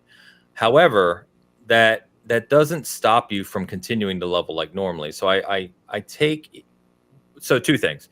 One, I agree with Machine XP. It's not as accessible, and I think that's by design. It is tougher than the core game, right? For sure. We've talked about that. However, what you do find in the expansion is the enemies give you far more runes. Like you're getting runes like several thousand at a time with small enemies. And so you do have the ability to do, kind of farming, if you will, of certain locations. Like there was one enemy I was fighting yesterday. Is right next to a Grace, so you can spawn, kill him, right? He's worth 9,000 runes. And I wanted his armor. Understanding, and I could be wrong on this, Ains. I guess my understanding was that the rune level doesn't matter as much as the skidoo level. I would say that's true from what I've seen. I don't know why. I mean, obviously your rune level matters at a base, but I think the point is that everybody's rune level who is getting to this expansion is probably fine. Like you probably don't need to level up your rune level a ton. In fact, some Souls-like players insist that that's a bad idea to keep leveling, right? Because they've had issues in the past with like getting knocked out of invisible multiplayer brackets and stuff like that that are based on level that I can't remember if they were in Elden Ring or not. But like, I probably won't level my character up much more than I'm at right now. I'll just use the skidoos, right? Like, have you been leveling your character? Of course. Yeah, I don't know. I'm kind of confused by this conversation. How high do you go? Like, you never just stop leveling your character? I was like 142 or something when I started it. I'm almost 170 now. Oh, interesting. I usually just get to 150 and stop, and maybe that's an old habit from like, the other Souls games where like if you leveled up too much, you wouldn't be able to people wouldn't be able to see your sign because you were higher level than them, so you had to like try to stay. There were some weird mechanics there, but there were again, I'm a solo guy. I don't think about that stuff. I'm getting stronger, and I want to use more weapons, because the other thing they've added right in this expansion are the first weapons I remember anyway, where there's like it scales with like 4 different abilities. So you can have like intelligence, faith, dex, strength, it scales with all 4. And obviously leveling several of your attributes to a decent level to be able to use everything is kind of tough. So yeah, so Siddharth confirmed that it does have weird scaling things. So like I think my character is like 145 or something like that, and I probably won't level up because then I can't engage in PvP. It won't let me, like, other people won't be able to see my sign because I'm too high level. And so for me, it's going to be like all skidoos. And I do think that there is a legit criticism in those upgradables because they kind of seem like a really artificial way to like scale the enemies unfairly and then bring it back down to what it should be by you exploring, which is cool that it encourages exploration, but it means that you can run into encounters where like it's sort of balanced in a weird way, and then you have to go and find these things to make it so that you can get hit more than once, right, in an encounter, and then that gives you like way more leeway to succeed, which I think is interesting. And then also about accessibility, it's not just about accessibility for skill. Like when I logged on, I was on an account. I'm on New Game Plus, and I've cleared every boss in New Game Plus, but I had to like remember where the heck the secret Moog world was, which by the way is like an optional area and an optional boss that you have to like find and then do a specific thing to get teleported to the new world. And so there's like so many barriers. Like even as somebody who played a bunch of this game, I was like, I think it took me like 2 or 3 hours to like get to the expansion because I was just like wandering around going like, where was that guy? I know this is a Moog expansion, but I don't remember where that dude was, and I had to run around looking for it before I found it. So I think that there's a lot of they just keep putting barriers up, and maybe that's by design to make it hard to even get into the expansion because they want to make sure that you're ready for it. But it is kind of irksome. There's a lot of stuff like that about Souls-like games that they just intentionally make it a little obtuse, and some of that is cool, and some of it is just annoying, I think. I actually had a question about that, Travis. I think that's fair.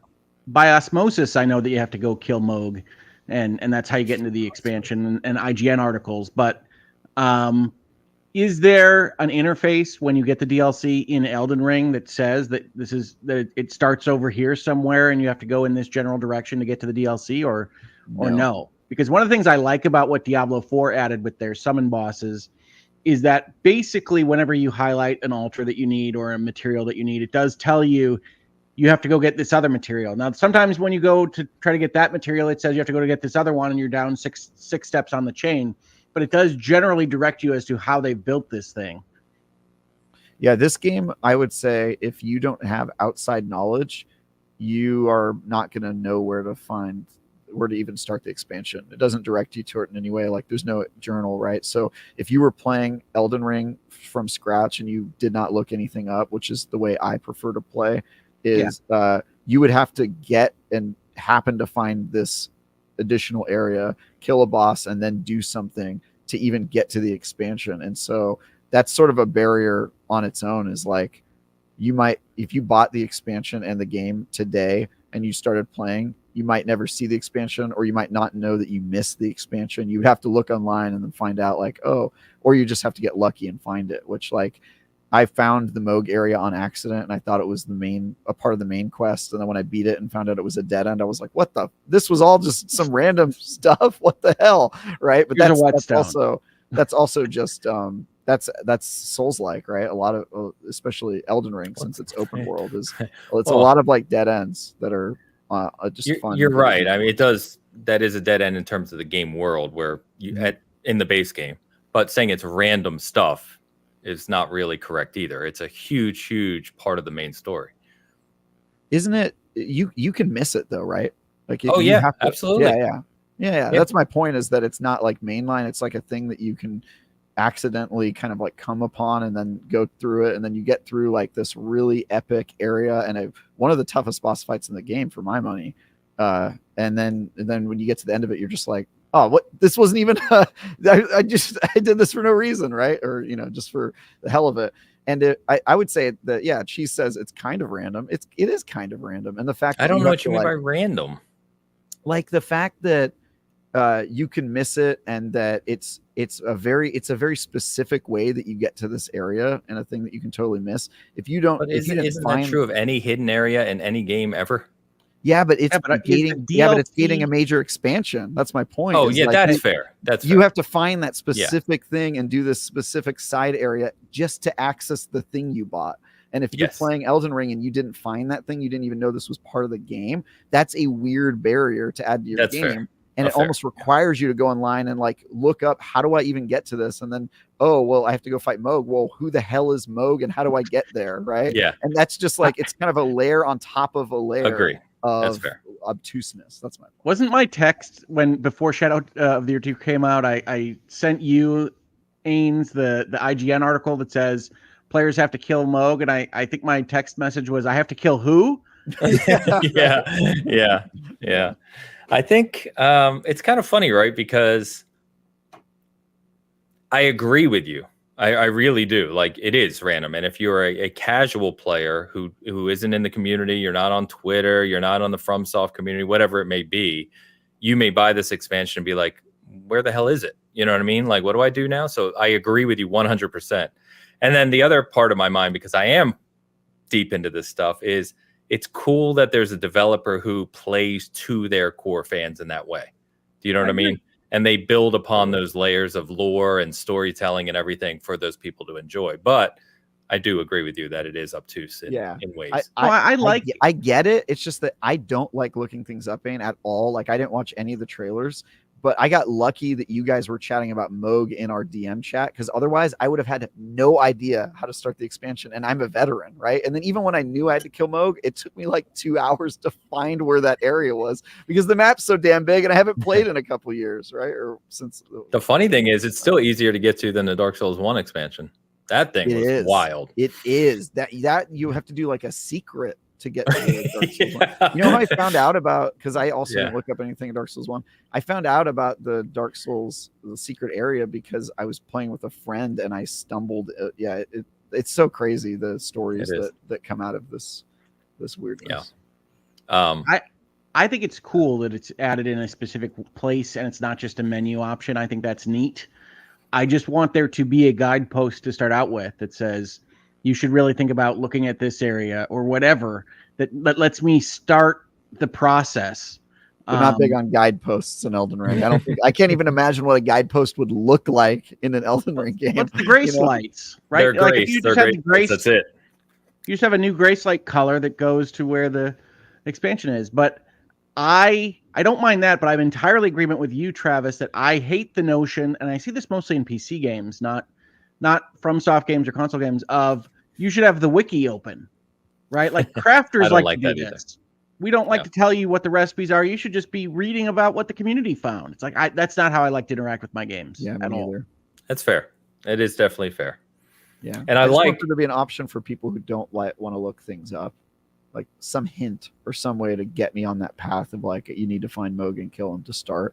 I think that is legit missing from the game, because I don't want to have to rely on like your DMs or an IGN guide of like how to start the Elden Ring DLC. Yeah, that's fair.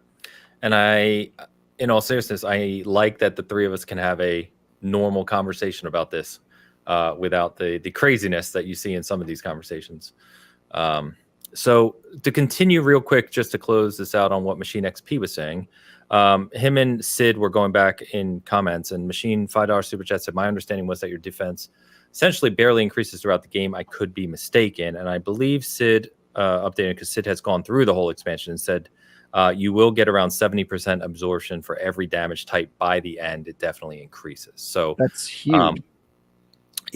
Yeah, and it goes back to, I think, what you said and what others have said is the game. There's two things it does with the expansion, and we keep talking about it. We're trying to move on, I promise. Two things it does is, and let me move to Sid's other super chat here for 200 rupees. Ironically, I think that's the exact reason why Shadow of the Erdtree is harder in a specific way. It's not feasible to blast through these bosses with an OP build on launch, which was definitely their intention. And he's right. They basically set it up to where the expansion, to a degree, in various degrees, kind of scales with whatever you go into it with, right? So they didn't want someone to go in with whatever is the meta build and just blow through it and kill every boss in one shot, right? It's made so you can't do that. And the other thing, to your earlier point, Travis, which I think we both said, is it encourages you to explore. It wants you to find new items. It wants you to kill lots of things, to level up more, to find the skidoo. I'm going to call them skidoo now. Hell with it. To find the skidoos, all those things. So I think those are definitely design intentions. Whether or not you personally agree with them is a whole nother conversation, but those were definitely design intentions. Yeah. So cool. Yes, thank you, Sid, for your generosity and commentary today. Thank you, Machine XP. And one more super chat from DS, £2. Hogue doesn't have the mindset of the Elden Lord. Get it together. I mean, that sounds like a compliment, because if you have the mindset of the Elden Lord, if you know the lore of the game, I don't think that is good. That's probably true. Yeah, that's probably true. DS, thank you very much. So we will move on. Go ahead, Hogue. I don't know the lore. All I was going to say is that sometimes the body does fail, even if the mind is willing. I would love to explore more of Elden Ring. You don't need to know the lore to know that if somebody's saying you don't have the mentality of a character in a Souls-like game, that's probably a pretty good sign. So let me get this giveaway going. So we're going to give away Shadow of the Erdtree, and we're going to move on to our other topics. For Xbox, it's only for Xbox. Remember, what I'm gonna do is I've picked a number. Let's pick a number 1 to 100. If you want to enter for this, again, please don't enter if you already own this and are going to do something with it. Just, if you want to actually play this on Xbox, on the Season Gaming side of the house. So if you want to win this and you're on Hogue side, please come over so I can look at the SG chat. Just put a number from 1 to 100 in the chat by by itself, please. I will pick a winner. I already have a number in my head. I will pick the closest to that number here in the next 15 minutes or so. Okay, that work? Okay, guys, let's move on from Shadow. I appreciate the conversation. Ho, good commentary and thoughts. But let's move on to things that you do want to engage with, my friend. So we didn't get the Ubi Forward last week, which let's talk about Ubi. I will give you a little shit right out of the gate because, I had multiple people DM me, be like, did Hogue just say Ubi had the best showcase? What was he watching? I said Ubi was my favorite showcase. I know. And I do get what you mean about... This is important. I know what you mean about things you want to play. So let's talk about that showcase. So basically, as Travis joked last week, they didn't really show... They showed one or two things kind of new. It's primarily the stuff we knew about and additional content for games they've released, right? So let's start with Star Wars, which is their next major release. Star Wars Outlaws comes out August 30th, which, hell, only 2 months away. Soon. 2 months. I know, it's crazy. I think I briefly mentioned last week, I did get in the play session for this. It was very, very cool. One thing I will give Ubisoft props for, they had their own space in LA.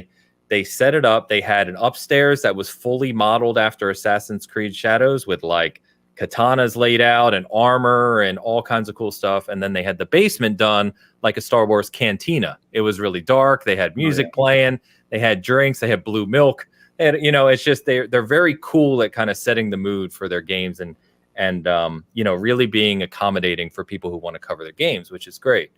So I did play Outlaws. You could play 3 missions of Outlaws. I played 2 only because of time. I was running all over the place. I really, really enjoyed it. It is really fun to play. It's very smooth. It's very beautiful. In motion, it looks just spectacular. The lighting and everything to do with it. And basically the missions I was playing were, there was a couple kind of space combat, and then you land on a planet, and I was doing some interaction with NPCs, but I was also doing some sneaking around and some kind of stealthy stuff. I will say, and I forget the name, your little creature that's with you, which is kind of becoming a thing now in the Star Wars games. I forget his name, but you can do what you expect. You can direct him to distract enemies, jump on them, that type of thing. It's very kind of intuitive. But I will tell you guys, as a casual fan of Star Wars, where I just kind of enjoy the worlds, the sci-fi, the different races and everything like that, it sets that very, very well. You're going into these areas that have just so much going on, from ships to creatures to people talking. It's just very lively. And I really, really enjoyed it. I think I'm going to like this game personally, for me, more than Survivor, just because even though Survivor is that combat heavy kind of Souls-ish, for lack of a better word, feel, this just feels like a world building, go have fun, do crazy stuff type thing. And it's really neat. I'm excited for it. Yep. Yeah. I mean, I'm excited for it too. First open world Star Wars game. It's crazy that hasn't happened yet. Yeah. 4 planets from what I understand. Nice. Sorry. The first thing is that obviously Ubisoft feels very strongly about this product. They led with it. They had previews with it. It was a very long demonstration at this show. And I was a little standoffish about this product, as I am with basically all Star Wars things that come out nowadays.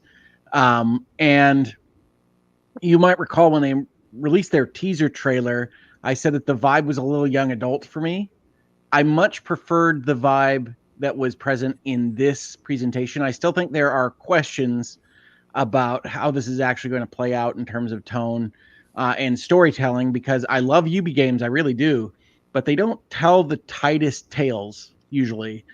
So we'll see if they do any better with Outlaws. I'm not really holding out for that. What I thought was really impressive here was it did at least present like you're going to get to run around real looking Star Wars areas like you're in an Assassin's Creed, but for a fictional universe. And that seemed really, really cool to me. I was very excited about this when it was done. Immediately went very high on my looking forward to list, which is one of the reasons why the show was so strong to me, because Star Wars Outlaws showed so very well. And I agree on Survivor. I don't connect with that series like some other people do. And part of that is because I don't love the combat and the platforming as much as other people do. And so this seemed to have something that looked more like what I want out of a Star Wars game. Yeah.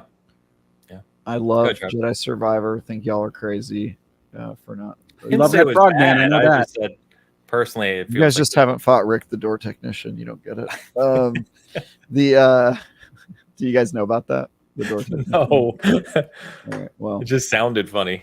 yeah, there's a boss in the game called Rick the door technician. That's very funny. Nice. And so I love that game. This game looks great. I really hope that it is as good as it looks.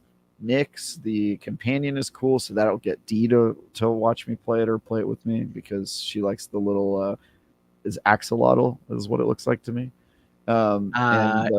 He's a little puffball, isn't he? He doesn't look like an axolotl. He kind of reminds me of an axolotl a little bit. I don't know. What'd you describe Nyx as, chat? He looks like a Nyx, furry that's axolotl. His name. Yeah. Anyway, I couldn't remember his name. I personally love that the main character looks like she's from the 70s with that haircut. I think that's amazing and very Star Wars. It does appear to be Sigourney Weaver from Alien, give or take what they very close. I think when you'd make a Star Wars character, if you really, well, depending on the period, but I think one of my favorite Star Wars vibes is when everybody looks like they're from the 70s. Like if you don't have at least like 2 or 3 characters with like big old 70s porn stashes, like I'd question your judgment. Like, what are you doing? So I think that's important. And then I don't have a problem with the young adult vibe. Like Star Wars has several different vibes. You know, sometimes it's like this war protest and or like super adult, and then sometimes it's a kid's cartoon. And I think Star Wars can be great for all of those different audiences. So I think a young adult vibe can be fun, depending on several factors, like if they can nail that tone right, and you know, who knows if that's going to happen. But I'm very optimistic by what I saw, and I think it's going to be good. Ubisoft games can be a little mixed, but I think they usually hit more than they miss. I can with Ubi games. Yeah, and I was going to say, remember that this is being made by Massive, right? I mean, a very talented team. You can tell that the director, right, Goodnighty, they had the stage presence there, and that the team was there afterwards, you know, and you can just kind of feel the passion behind it. And I think that when you have passionate development teams, you generally get good products. And it's very clear that they want to do Star Wars justice with this game.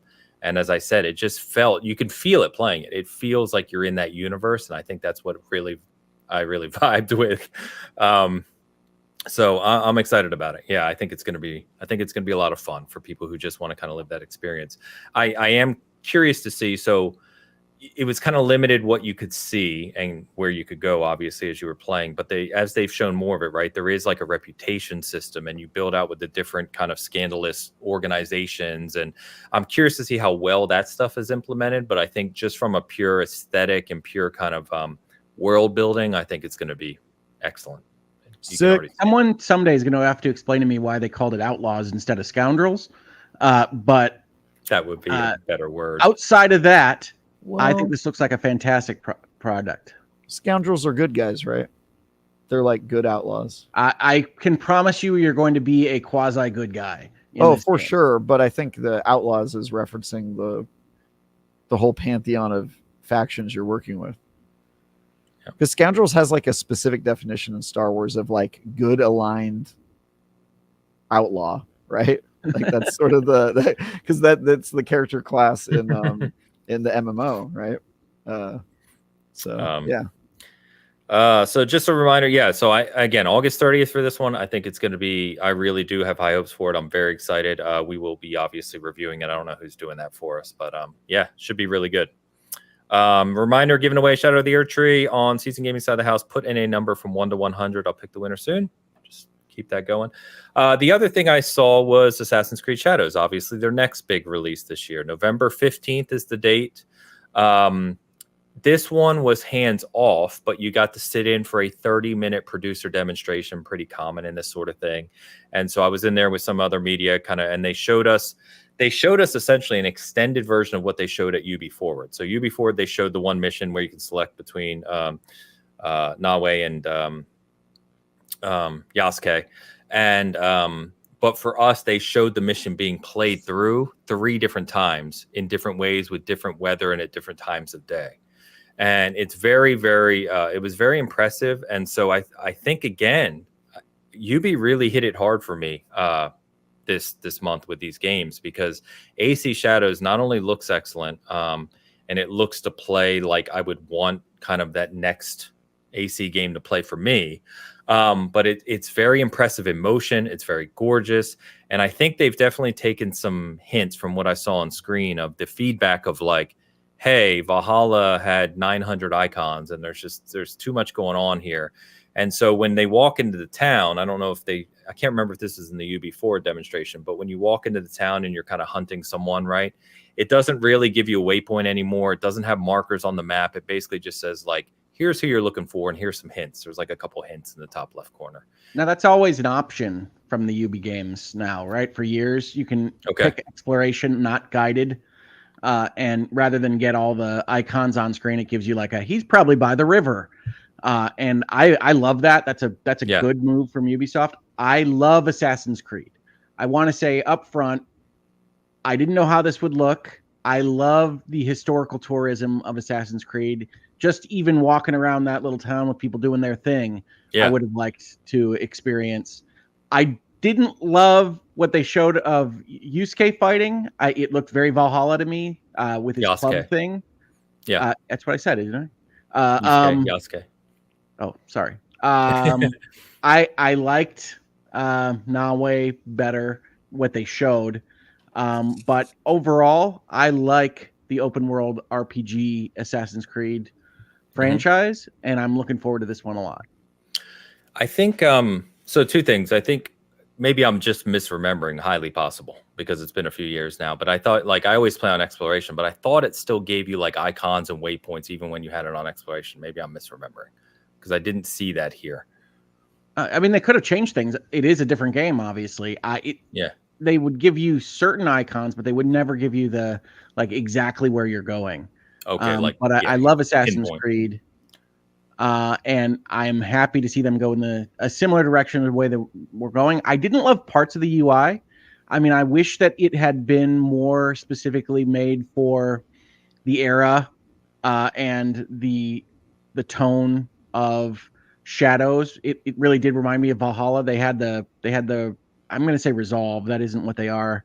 Diamonds in the corner, just like previous Assassin's Creeds. I would have liked to have seen a new UI for this, but I'm greedy. Gotcha. Yeah, and I think from what I saw, right, both of the characters, you can choose each one and play in their different play styles. They have 3 weapon types each from what they showed us, which I don't think they showed fully in the Ubi Forward demonstration. So you can play, there's different ways to play with each of them as well, despite their kind of core play styles. But I don't think it's doing the whole like full kind of loot progression. They didn't show any of that kind of full looting like they have done in the past couple games. So need to see more of it. But I did really like what I saw, and I am excited about this one. Yeah. So I mean, like that's 2 games that I'm really excited about with release dates this year to start this show. So if you want to hear about why it's my favorite, that's one of the reasons. I love the Xbox show. 10 minutes of talking about water in the pre-show in Skull and Bones did not help. Hey, let's talk. There was an entire tech demonstration of how cool the ocean in Skull and Bones is before the show started. Talk about putting you in a good mood. Am I right? I'm clipping that. The funny part about the pre-show in person was that no one was paying attention to it, and it was very loud because it was the old school Belasco theater, like with everyone talking, and it was a stone floor, so it just echoed. So I couldn't hear the pre-show at all. I didn't hear a single thing. You could just see the screen. It's quite funny. Nobody heard about Just Dance VR. I saw it. Yeah, that should work. It sounds like it'll work. Sure. You need to know about the water and Skull and Bones, and I'll send you the video. I'll make sure you watch it. Okay. I've watched that Ubi Forward a number of times already. It is right before the show starts. You're so gross. So you rewatch I love video showcases? games, man. That's crazy. Well, the sad thing is, right, is during the show, they announced that Skull and Bones has been canceled. So I kind of felt for you on that one, Hogue, that, there's no more Skull and Bones coming. I'm The sorry. opposite of canceled. They actually seemed rather enthused about Skull and Bones. Now, that could all be a front. That could all be a front. They're a big company. They can't rightly say, hey, we're really unhappy with this product, especially for a live service where you still have people toiling away at it. But at least as presented, it was a big part of the pre-show, and they did talk about what their next season is going to be, which we know the names of all these because they announced all 4 to start the year. But they did talk about the new season, and I think most importantly for everybody involved, there's going to be a flying dragon in Skull and Bones.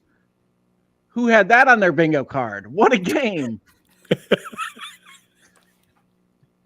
I must say that did surprise me. Surprise is the right word. Yeah, I have other words that I'll keep to myself because I like that Hogue loves this game.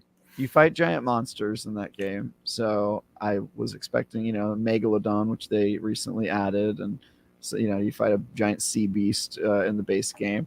So you've already had a little bit of supernatural stuff in the game, but I will say when they announced that they had a dragon on one of the season icons and like a preview thing I sat in, and I just assumed it was from one of the pseudo like Asian countries that they make up for the expansion, and it's like, oh, this kingdom of whatever, and I thought it was not literal. I did not think that she was going to be riding in on a dragon like attacking the players in their boats, but yeah, it's cool. Go swing for the fences. I mean, the alternative is you play it safe and try to stick to some sort of realism, and then nobody cares about your game. So if you want to make a splash, a big giant Dragon Ball Z-esque dragon, there you go. It's a good way to do it. To your point, Travis, I'm more interested in that than I had been previously in the game. So there you go. Yeah. If you were Skull thinking and Bones about playing continues a boat, to be fantastic. I love Skull and Bones. If you're at all interested in what you have seen of the ship combat or the ocean tech, Skull and Bones continues to be a wonderful way to spend your time. it is the best CRPG we've ever received. I'll say that. Well, you're doing a review of Sea of Thieves right now, so you got to hold your tongue. CRPG, though. I don't think. Yeah, Sea of Thieves isn't an RPG. Definitely not. It is an RPG, right? You're collecting things. You're going on quests. You have a journal. You're gaining experience with factions. You don't have a journal. You do have a. No. You don't have a Sea of Thieves. Yes, you do. No, and you're collecting things, but it's like they're fetch quest stuff. So it's like also you never upgrade anything. Like it doesn't have the stats part. I don't know. I wouldn't call it an RPG. Can I be the controversial one for a minute, especially someone who's known as an Xbox primary person? I'm not a Sea of Thieves guy at all. I don't get the fascination with that game. I do not get it. I kind of feel similar. Like I've played it, I've engaged with it. I don't think it's a fantastic kind of notion. I don't want to run around to the different cannons. You guys don't like multiplayer games. No. So that makes sense. What? Mr. Halo? I play multiplayer. Like that's literally all I ever play, except for. Were you just talking about Elden Ring? How you insist on playing it alone and you drown the world? But that's not a multiplayer game. No, Sea of Thieves I have enjoyed when I've played with like Luke and Joe and those guys. They play a ton, like they hardcore. And when I play with them, I do have fun. But I think that's it. That's all that game is to me. Like actually going island to island, pick up a chest, getting like a rank in a faction, it bores me to tears. And the combat is atrocious. I don't understand. The combat's more it seems bad at first, and then the more you play it, you're like, actually, there's PvP sweat lords in that game. You'd be surprised, dude. You'd be surprised. Really? Dude, I was playing with a streamer this week because I put out a post on Twitter, and I was just like, yo, anybody playing Sea of Thieves, join me. Somebody joined me from LSM, and he is like a Sea of Thieves streamer. Dude is so sweaty. Like, dude, it's crazy. So people are really good at that game. It's good. It's just not Skull and Bones and Sea of Thieves are not the same game. I can say that. And I prefer Skull and Bones as an experience over Sea of Thieves. I'm apparently one of dozens. So join me. I'm still waiting for Banjo-Kazooie. Yeah, you're fine. I like Skull and Bones fine, but I do think Sea of Thieves is much better game, and we'll see if that. I haven't played more of. I haven't played enough of it to know where it's at, but it does seem like they've added a lot, and it's generally better. One of the things I like that they added, which Ains, I'm sure this wasn't in the game last time you played, is you were talking about going from island to island and kind of the minutia of that. They added the ability to dive. So if you get a quest, rather than sailing to the island to have to do the quest, you can choose to dive your ship underwater and then come out of the water near the island. So it's like a fast travel. It's like a fast travel. You go submersible.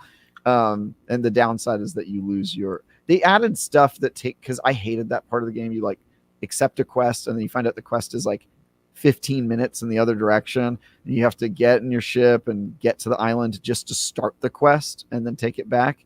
This one, they added a thing where you can immediately get to the quest. You just dive and get there.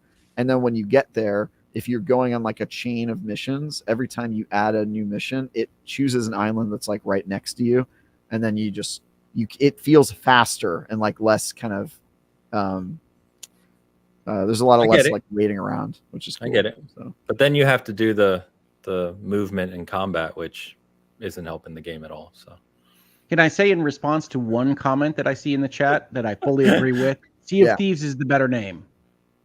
Oh, for sure. Oh yeah. Yeah, for sure. Yeah. Skull and Bones just sounds like two separate things. That's not even a game. You can't just say two things and make it a game. Every time I talk about Skull and Bones on social media, somebody makes a joke about Yale's secret society. So, yeah, that'd be like if you called your first-person shooter Guns and Bullets. It's like there are a lot of games that are named like Wizard with a Gun and things like that. Yeah, but that game is ironically named. Skull and Bones is not. So what else do we get here? Skull and also Bones. That would be a great name for a game. Fully written out. Skull and also Bones. I think that would be a great name for So rest of you, because we still got a lot to talk about. Quick. We got expansions for Frontiers of Pandora, the Avatar game. So the Skybreaker's coming out July 16th, here in 3 weeks. And then they've got Secrets of the Spires late this year. So the 2 expansions for Frontiers of Pandora are coming. Whenever they announce those, you get to play the fun game of what version of this Ubisoft game did I buy? Are these going to be extra expenses or not? But I'm very excited about that. I think their Avatar game is excellent, even though it is very specifically Far Cry on Pandora. So I enjoy that game, and I'm looking forward to a little bit more of it. Yep. And they did a lot of content update things, right? So the Crew, X-Defiant, Rocksmith.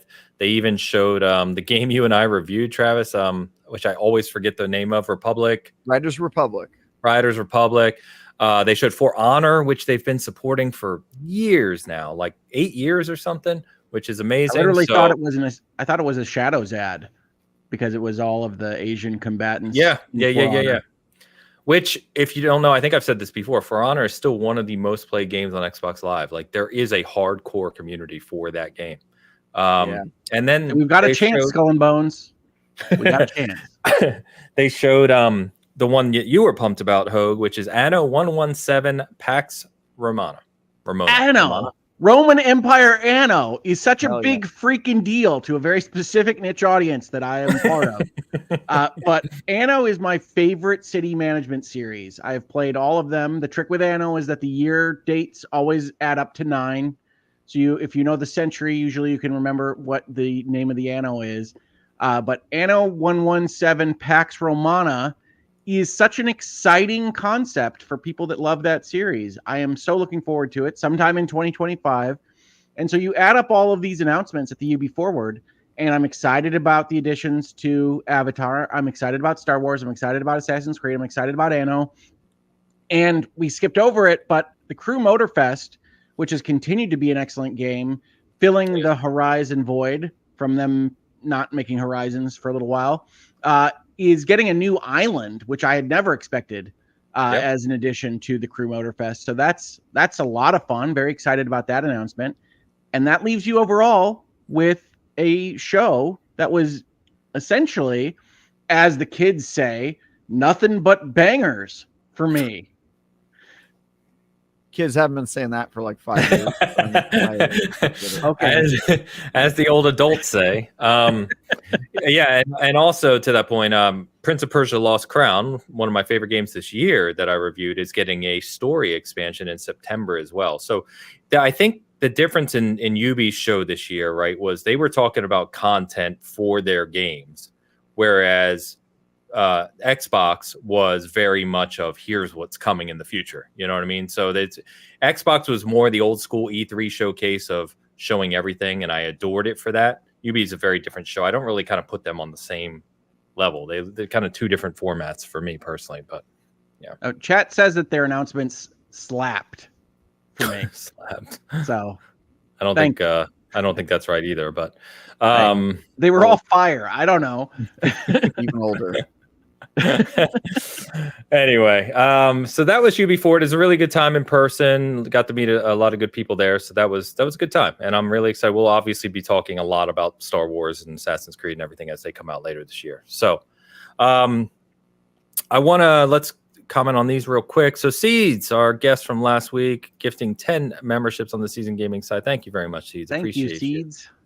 Very generous. Darth Mac with the $2 super chat. Skull. That's Skull. Oh yeah, Skull and Bones. I was like, wait, that's one and then skull. Also some bones. And also some bones. Laughy. Darth, thank you very much. This is a random question because I think I mentioned Banjo. Silken says, do you think if Astrobot succeeds enough, it would push Xbox to do a mascot platform or two? No. Probably not, but we can hope. Was their mascot platformer? No. You thought what was? I didn't hear you. Years. Stop it. Wait, is it not? How is it a platformer exactly? I'm interested to hear this justification. A game that has no jump button. I was going to say you can't hear the platformer part of it. Please explain.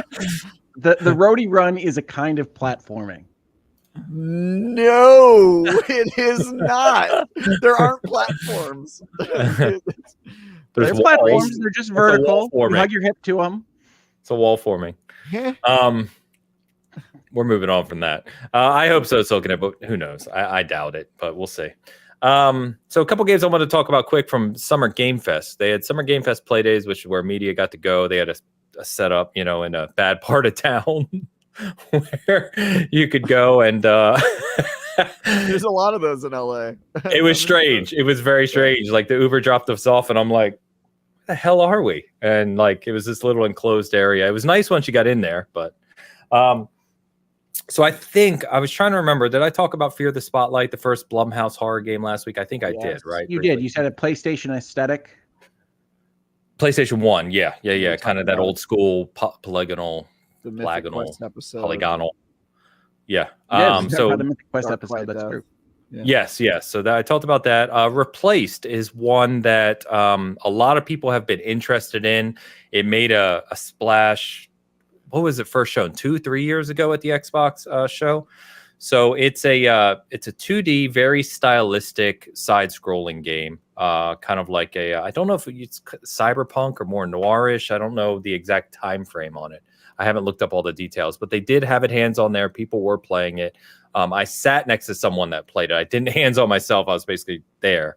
It is gorgeous in person, very, very fluid, very neat to see in the way that they've kind of set up the screen in the way that effects happen, the kind of parallax, if you remember the old days of parallax scrolling where different frames would move at different times.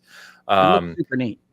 Yeah, so I can't really say too much about it because it was a very limited demo. I didn't play it myself, so I can't tell you how it felt, but it looks very good in person. They still say they're releasing this year. So there's no hardcore release date on this yet, or set release date, but they still say they're releasing this year, which means, we can't be that far off. So hopefully we see that, we see more of that soon. Maybe Gamescom here in August. Kinitsugami, Path of the Goddess, is one that was shown at a show. I don't remember exactly what show. Might have been Game Awards, might have been last year's Xbox show. I don't remember. But it's Capcom, comes out next month. It is launching on Game Pass. Has this very artistic look to it, kind of classic Japanese style to it. But it's an interesting game. It kind of mixes action, isometric action with like tactics almost. So you kind of direct things around at times.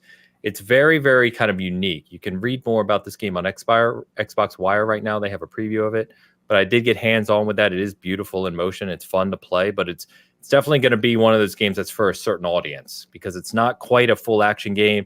It's not quite full of strategy game. It kind of mixes mechanics. So cool. It's an interesting one. Couple more to run through. We talked about First Descendant already, Travis, so we touched on that. Want to shout out, this game's actually out, which is Anatria. If you haven't seen this, it is a Souls-like, so I'll just say that right up front. But shout out to Kyle Stevenson and the group there. Kyle from Trophy Room, got to meet him in person for the first time, but he was demoing Anatria, which was really showing well there. A lot of people playing it, a lot of hands-on time. So you can check that one out if that interests you. And Souls-likes, of course. And then finally, I just want to mention Hyperlight Breaker, which is the follow-up to Hyperlight Drifter. Sick. Yeah, looks really, really good. They had 3 stations set up there. People were really loving it. They said specifically it's not a sequel. It's just set in the same universe, if you will. But people seem to really be enjoying it. And it's very, very beautiful in motion. Great art style on that one. So I have the tabletop RPG for that game. I didn't know there was one. That's pretty cool. It's pretty cool. Did it start as that, or did it come out after the game? No.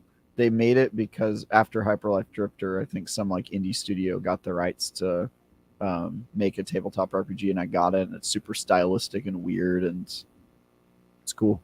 Hyperlight Universe is pretty sweet. Yeah. There's some other stuff I still want to write about. It's just been, it's too much. But a lot of cool games, a lot of great stuff still coming out this year. This year is just shaping up to be wild, quite frankly. Anyway, why don't we move over to the... Oh, you know what? Let me announce the winner of Shadow of the Erdtree, and we'll get to Nintendo Direct. Because I know there's quite a few things shown at the Direct, too. So, let me just double check. I think I already picked the winner, going through the score or the numbers that were put in. And the number I picked was 33 in my head, which I believe, if I've double-checked everything here, people can check me, the winner is Delroy. So Delroy, shout out to Shadow of the Erdtree for Xbox. You guessed 34, which was 1 point off. Cheeseworks had 31. You missed by 1, my friend. There's a couple others that were pretty close too, but 33 was the number. Delroy had 34. So Delroy... 3 people said 77. Say it again? 3 people said 77. I just thought that was interesting. Oh, yeah. I had 33. So Delroy, congrats, and DM me, please, on Twitter. My DMs are open, even if you don't follow me, and I'll get you that code today. All right? Cool. If Delroy doesn't respond, Cheeseworks. Cheeseworks is second, and Delroy, Cheeseworks was second closest, but Delroy, feel free to ping me. Congrats. All right, boys, Nintendo Direct. They came out a week post Summer Game Fest, and I've said before, I'm not a huge Nintendo guy. I barely play my Switch. A lot of these games don't interest me, but even I could tell that this was a good Direct. I felt that this was a very strong showing for them. They had a lot of things that were coming out in the next 6 months or so, as well as some things to get excited about in the future. So I've got obviously you can't talk about every single game. I've got, I think, what are the main ones we want to touch on here. I'll let you guys kind of direct this because you guys, I think, are more intelligent about some of these games than I am. So please go ahead, Travis. I'm going to start with you because I know where you want to go. Go. Ladies and gentlemen, we finally did it.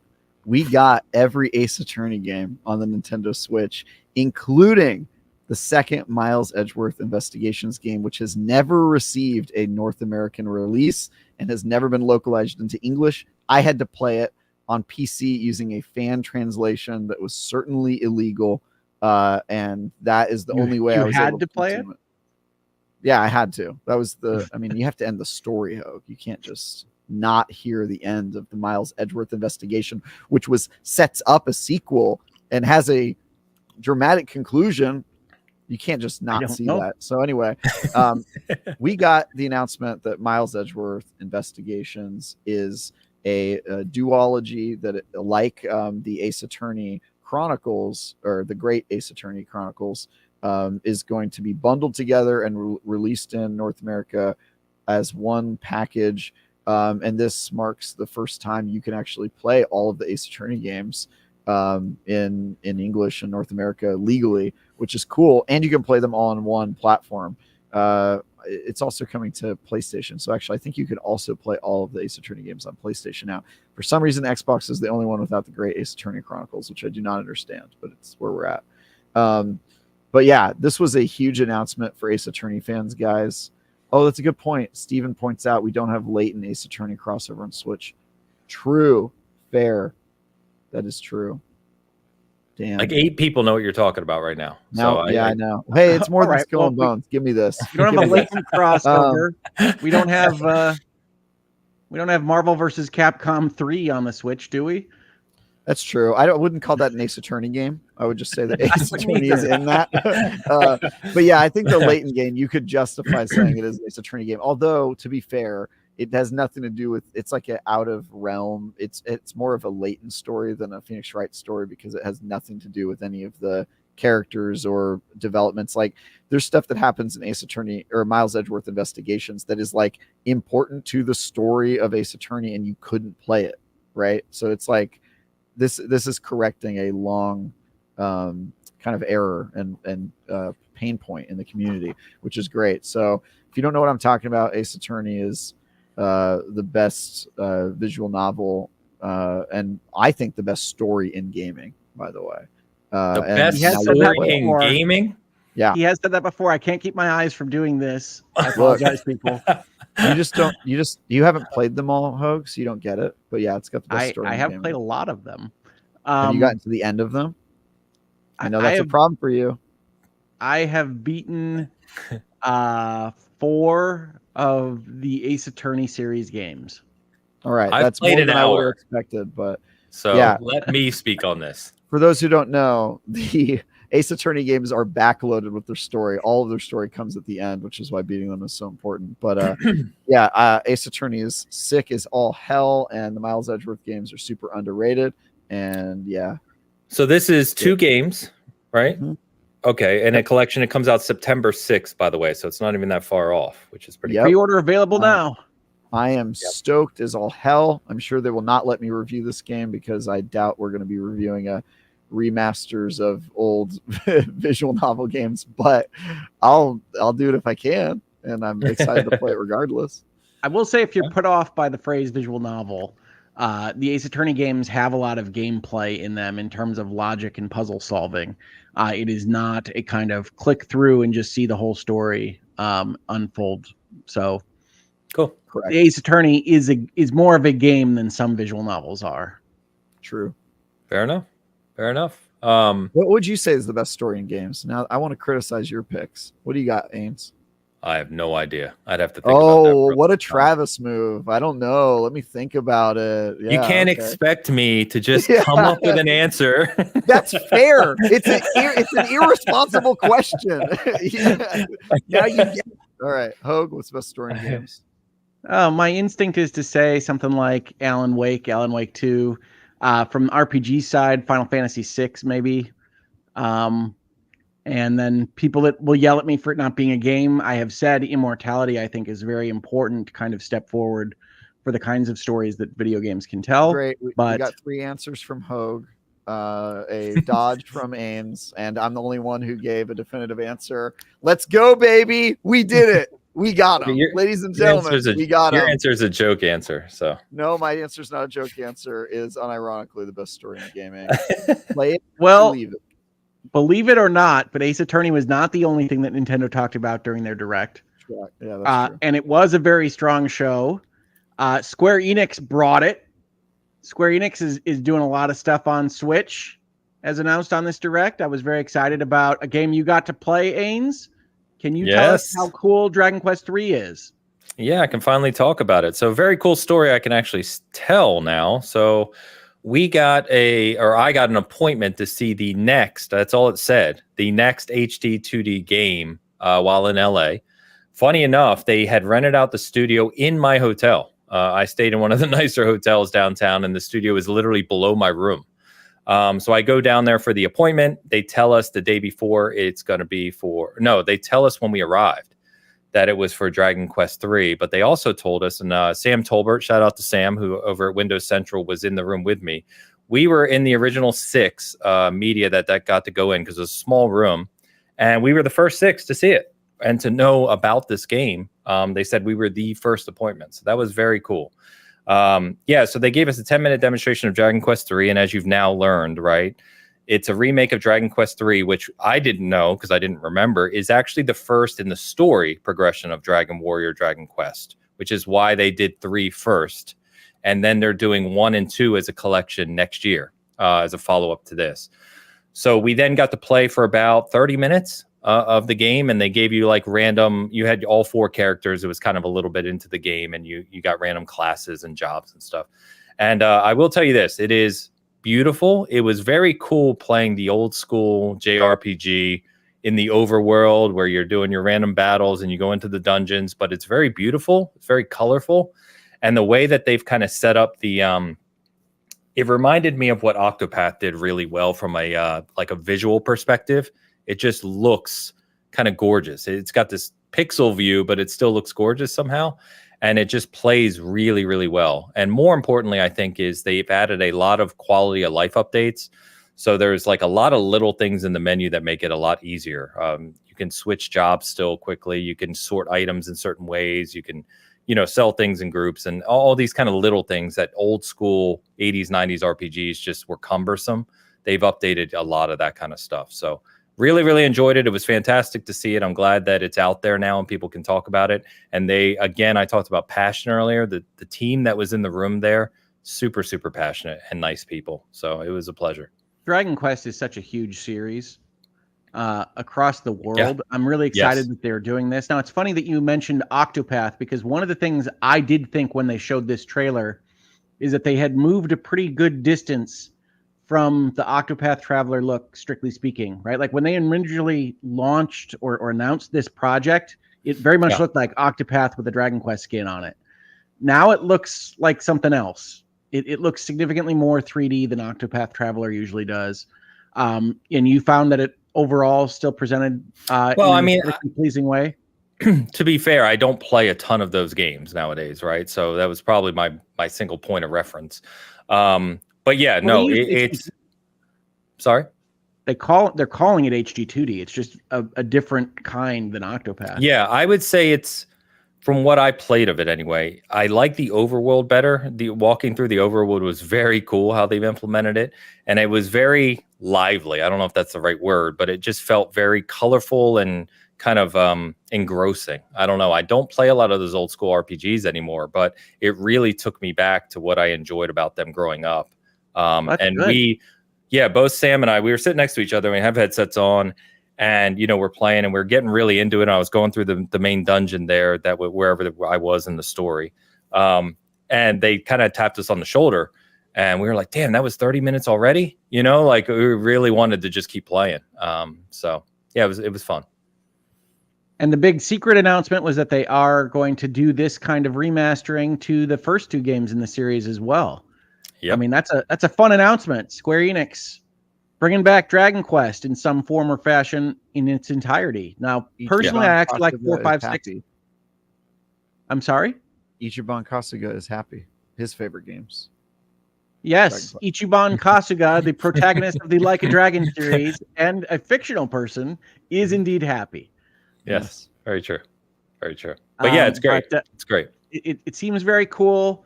Dragon Quest 3 HD2D, November of this year.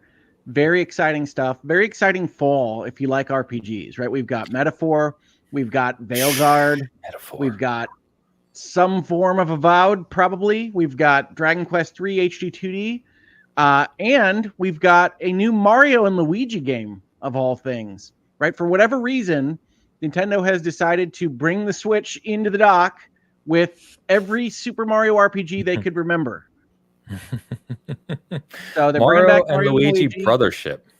Yeah, they're bringing back Mario and Luigi with a new Mario and Luigi game. For those that don't know, Mario and Luigi is essentially kind of the Paper Mario sibling that was for the portable systems instead of the home consoles. Obviously, since the Switch is both, it has enjoyed entries from all sorts of things. But Mario and Luigi coming back was a big surprise. That's going to be an RPG in November. They've had a Mario RPG in November. Can you explain who Mario and Luigi are to people who don't know? I don't think I have to go that far, but they are Italian plumbers that find themselves in a series of increasingly chaotic adventures. Okay. It's because they're drug addicts. That's why. Yeah. Well, that's defamation. Yeah. Probably get taken off of YouTube just for that. To take down their great Italian heritage. So like you, keeping them down. Tony Soprano's rolling in his grave right now. But Brothership looked cool. And I love kind of those fun little Mario RPG type projects. We've been enjoying Thousand Year Door, the Paper Mario game that I think Nintendo released in May? It's about right. It's a fun. This was a surprising direct to me because I had such low expectations for the Switch kind of coming into port here at the end of its lifespan. And they had a number of things that really surprised me. To go along with Mario and Luigi Brothership, they announced a new 2D Zelda, starring Zelda, and not just starring Zelda, not just with like a skin of Zelda on Link's usual role, but a crazy kind of concept of echoing things in the world and then throwing tables at monsters and having a puzzle environment made out of Hyrule instead of just combating everything, which I think is just a fantastic, interesting way to think about a Zelda game and very much kind of where Nintendo is at with the Zelda series right now. I saw that with Tears of the Kingdom where you're building everything. It's very kind of nuts and boltsy. This has that kind of vibe of a Phantom Tracks or was that a pause for vibe? That was a solely no nuts and bolts. You said nuts and boltsy, and I'm like, oh, never again. Echoes of Wisdom was my favorite announcement of this show, the new Zelda game, and I was super surprised by its existence, and it looks very cool. My only hope is that it very much has the graphical sensibilities of the Link's Awakening remake, and that in my head is the worst performing piece of software on the Nintendo Switch. So I hope whatever is causing the performance and frame rate issues with the Awakening remake is solved by the time they make Echoes of Wisdom, because I really don't want that kind of silliness to impact my entertainment value. Performing game on the Switch. I think you need to play more games on the Switch, my friend. Have you played The Witcher 3 on the Switch? I have. The Switcher is a marvel of modern technology compared to the Link's Awakening frame rate. Really? Yes. I didn't realize it had issues like that. That's weird for a first-party game, too. It is very weird for first-party game. And honestly, that's one where you're like, oh, I trust Nintendo to have sorted out whatever issues might be here. And then I bought it, and I thought, okay, they'll patch this certainly very quickly. And it is like my most disappointing purchase on the Switch. Wow. I didn't have any technical issues with it. I haven't played it. I mean, it's a Switch. It's just everybody has the same technological issues, right? Not always. For example, my Switch was worse performing for a while because of that Cooking Mama Cookstar game. Do you know about that whole thing? You did tell us. You've told us about that, yes. Yeah. So I don't know. I mean, some people don't encounter issues and some people do. I don't remember the frame rate being bad in that game, though. The frame rate is all over the place, right? So it's fine for a little while and then it's not. Okay. Well, hopefully they got that worked out. I mean, that's I don't know if you mentioned it, but that's September 26th. So there's a lot of release dates here. So Echoes of Wisdom, September 26th, Ace Attorney, September 6th.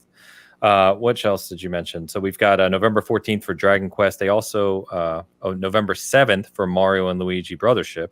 They also announced a new Mario Party, Jamboree, which is coming in October. James is excited for, he told us. The worst. I am excited for it. You know why? Because you can play it online with up to 20 people, which should be crazy. But the you don't like worst multiplayer titling games. series ever. Like, I can never remember what the current Mario Party is. This is what, Super Mario Party Jamboree? Yes, Jamboree, and they stopped numbering them. They stopped naming them. I haven't played the current Mario Party that was made for the Switch. It got lower reviews than normal. It wasn't supposed to be that great. But That's the one where everybody hopped in a car? Yeah, they've for a while. The last few Mario Parties, I think there's been exceptions to this, but I played a couple in a row Mario Party games where they took away the competitive aspect and all the players are in a car together, and I was like, this is the worst thing I've ever. Like, why would they do this? It's like you're not even rolling and you're not even playing against each other. You like all travel together across the board, and I'm like, no, what? Why? Why are they doing games? this? My old elementary school guidance counselor used to make us play. Exactly. It takes away all the competition, and that's what it struck me as. It struck me as like, oh, well, we don't want friends to get mad at each other. And I'm like, bro, you made Mario Kart. Don't act like everyone gets a star. No, you earn your stars. No, you earn your star, and then Bowser steals it from you and gives it to Cheryl. Cheryl didn't earn that star. And then there are awards at the end that are completely random that make you lose. Yes, exactly. And you hope that you get the. And then you secretly hold a grudge against Cheryl for years until you see on Facebook that she got a divorce and you feel vindicated. And I do, since I see chat talking about it, I do want to amend my statement about Link's Awakening being the worst performing. I am sure there are third-party games that are worse performing, or little tiny indie games that are worse performing. I am specifically talking about, Nintendo Direct shown, Nintendo made games that have a certain amount of polish and expectations affixed to them. So Link's Awakening is the most surprising disappointment in terms of performance on the Switch. And I hope that Echoes of Wisdom doesn't have the same fate. Yeah, hopefully. I want to ask you about this one, Ho, because I believe you said you played this because it was a mobile game originally by Sakaguchi, who is now being ported to Switch this winter. There's no hard date for this. His game yes. He's not being ported. Well, you never know. Fantasian Neo Dimension. So as I understand it, this is actually some kind of remake or rebuild for this Switch product specifically, but Fantasian was a game that Mistwalker, Hironobu Sakaguchi's game studio, made for the App Arcade, right? So in the Apple App Store, they have the Apple Arcade subscription, and you can play what are supposed to be kind of higher-end mobile games. And Fantasian was one of these. It was a Final Fantasy-like game, Hironobu Sakaguchi being the father of Final Fantasy. Why is Travis laughing? What are you going to do to my coochie?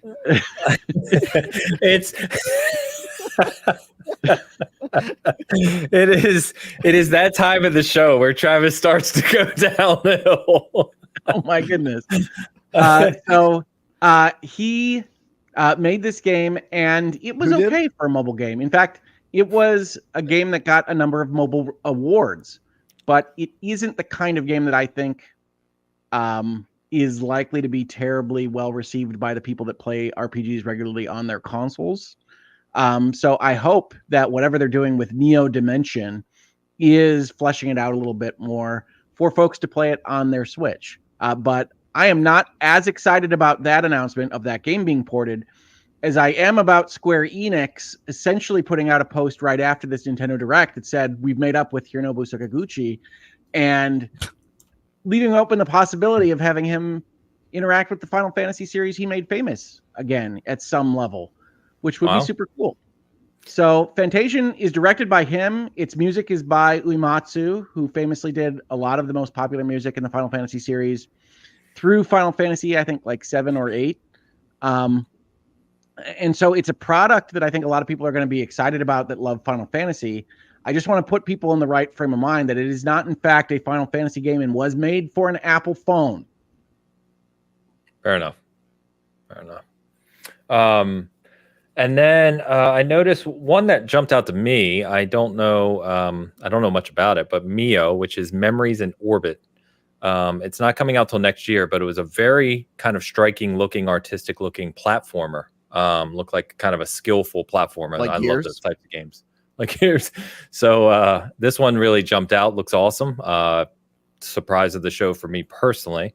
We also, from a 2D platforming, we got Donkey Kong Country Returns HD, which is a basically a collection or a remaster, if you will. That's coming out January 16th, so right in the new year. But always cool to see Donkey Kong Country returning as well.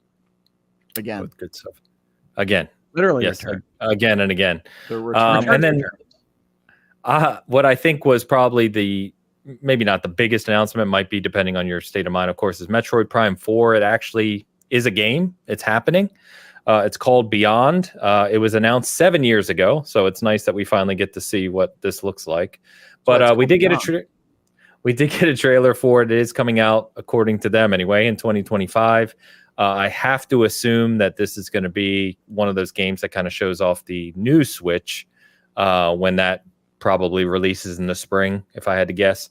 So we'll see what this looks like, but it was nice to see Metroid Prime back, and actually see something for Metroid Prime, which is pretty cool. And it made somebody faint. You guys see that video? No. It was a video that was going around of Nintendo fans watching the Direct, and when Metroid Prime 4 got on stage, somebody just like flopped on the ground. It's funny. Funny. I want to say for this trailer that they did a good job, because I actually couldn't tell whether it was a remake of 2 or not to begin with. I was trying to decide because I didn't expect a Metroid Prime 4 announcement. And I think that's saying that they are doing a good job of evoking the feelings of the original Metroid Prime trilogy. I was, I guess, a little surprised to see a 2025 date game at all, because everybody would expect that that's going to be a Switch 2 game. And that what we're seeing might even be Switch 2 spec'd kind of content, because obviously none of these are running on the hardware themselves when we look at these trailers. And so I think it looked really nice. The fact that it's also releasing on Switch means that it won't be as big of a show off of whatever the Switch 2 can do as one might hope. But I'm excited to see Metroid Prime again. Yeah, 100%. So we'll see that. There were a few more things announced as well. We saw Romancing Saga 2, which is a remake of a classic game from the 90s. That's coming out in October. We saw another game called Farmagia, is it? Which seemed to have frame rate issues, speaking of performance. There you go. Which looks like a mashup of genres there. That's coming out November 1st. So there's several other things that were announced as well. But overall, pretty good show. I'm also, one of the series I do like on Nintendo's side is Luigi's Mansion, right? So we get the HD or Luigi's Mansion 2 remake on the Switch, which is awesome too. So this coming week, because it's already downloaded itself. Oh, so, fantastic. I didn't realize it was that soon. Cool. It's got to be. It's already on my little menu, so it's got to be very soon. Fantastic. It's his mansion, right? I'm sorry? It's his mansion. It's his mansion? It? How did he get the mansion? I think we. I don't know the lore of the Dark Moon. I know that Luigi's Mansion 3 is in fact a hotel building. So yeah, it's not his mansion. Does he inherit a hotel? It's not a mansion at all. What is Luigi's real estate situation? Well, being mobsters, they might have just taken the mansion, if you know what I mean. Whoa! Wow! Just assume these people. Yeah, Christopher. Mario Brothers judge you because he great Italian heritage, Christopher. But I don't want to skip over Romancing Saga 2 because that is a real looking remake. That is not an HD 2D kind of thing. It is not something that is tile for tile based on the original game. Romancing Saga 2 looks like an actual budgeted change to modernize a not so terribly popular entry in the Saga series from like the 90s. So I'm excited to see what they do with that, because the Saga games have always been really interesting to me because they have interesting ideas of taking different characters through a world at the same time, but never really coalesced terribly well. And the Romancing series adds in kind of generational concerns and progeny to that whole kind of stew pot. I'm interested to see what they do with a modernized version of this. I hope that it will be really cool. I worry that I won't like it so much. It'll be a little bit more like Live a Live or Live Alive, or however you want to say this, Live a Live, which I found to be an interesting HD 2D game, but very much understood why it was never brought over to the West back when it originally came out. Yet another game that I bought physical copy of at launch, and I have never played it, not once. Never even turned it on. Never even got installed on my Switch. Happens. Attorney Ains. I know. I did play that one. I just didn't play it very much. Yeah, but you also started off with a weird one. You played that's okay. Spin-off first. But but yeah, it seemed like a really good show. I like that there's an awful lot coming with release dates for fall for the Switch. So no matter really where you're gaming, especially if you game everywhere, this fall is out of control. Stacked. There's way too much to play. So yeah, it's going to be crazy. But there are bangers all around. No, you got to stop this. They are the bomb. On that note, I think we are going to go ahead and start wrapping up here. Is there anything else I forgot or you want to touch on before we close out, boys? I think there was one last thing I wanted to mention, but I can't remember what it was. So I think we're good closing out, other than the fact I did want to say that I did a video yesterday in Virtual Legality about the Dr. Disrespect situation and Twitch. So if you've been seeing that online and you want to hear a lawyer talk about it for an hour, you can check out that video on my channel. There you go. Anything else you want to shout out? No, I meant Hogue, not you. Travis, shout some stuff out. Travis, why don't you go? Yeah. So you can read my Destiny 2 review online if you care for that. I've also got some choice previews coming up in the next couple weeks, and some other reviews, Sea of Thieves and The First Descendant. Got to get out in the couple weeks. That was my brain figuring out what the name was called. Coming up soon. And then I also want to tell folks that I am producing IGN's cover story in August. And it is a game that I think lots of our viewers will care about a lot. So I might be on a plane again, going somewhere. What is a cover story in the context of a digital website? Yeah, so that's our IGN First game. We call it our digital cover story, is I guess what it's technically referred to as. But I just didn't know. Yeah, it's gonna be a big one. I'm telling you, it's gonna be a pretty big one. I'm very excited for it. How I'm going to produce the IGN First story on the month I get married, who knows? But it'll be fun nonetheless. So I'm excited for that. Ames, nice. This is where you're supposed to joke that that's not all he'll be producing.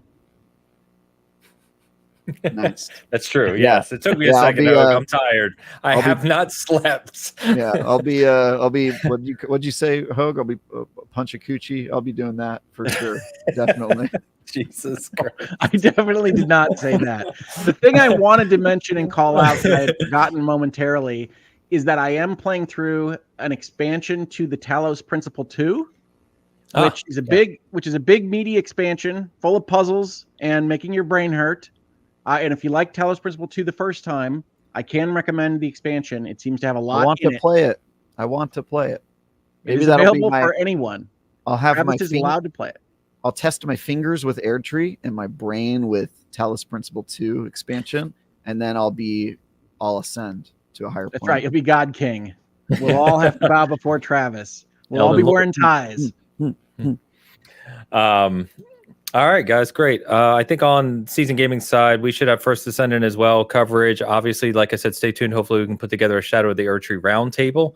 Obviously, probably be a couple weeks yet, given how large the damn expansion is. And then we've got a couple of smaller reviews coming out as well. There's one about a point-and-click horror game that's on the site right now called An English Haunting. There's a couple other ones that we're working on. So just some kind of more unique indie game coverage we're trying to do. And Ray has some cozy game coverage as well that we're wrapping up to get published. So you say an English haunting? An English haunting. That's what the game's called. That's my nickname for you. Yeah, it's fair. I do look like a ghost. It's very fair. Oh my gosh. Everyone, chat, you've been awesome today. Thank you for the generosity as always. Thank you for engaging with us. Dan will be here next week. Travis will not. We will have Asante joining us next week from a gaming circle. Absolutely fantastic guest, so I hope you can tune in, and obviously we'll have a lot more to talk about. So Travis, we'll see you in a couple weeks. Everyone else, we will see you next Sunday. Until then, enjoy your game. I am headed back to the land of shadow. Until then. Goodbye. Skull and Bones.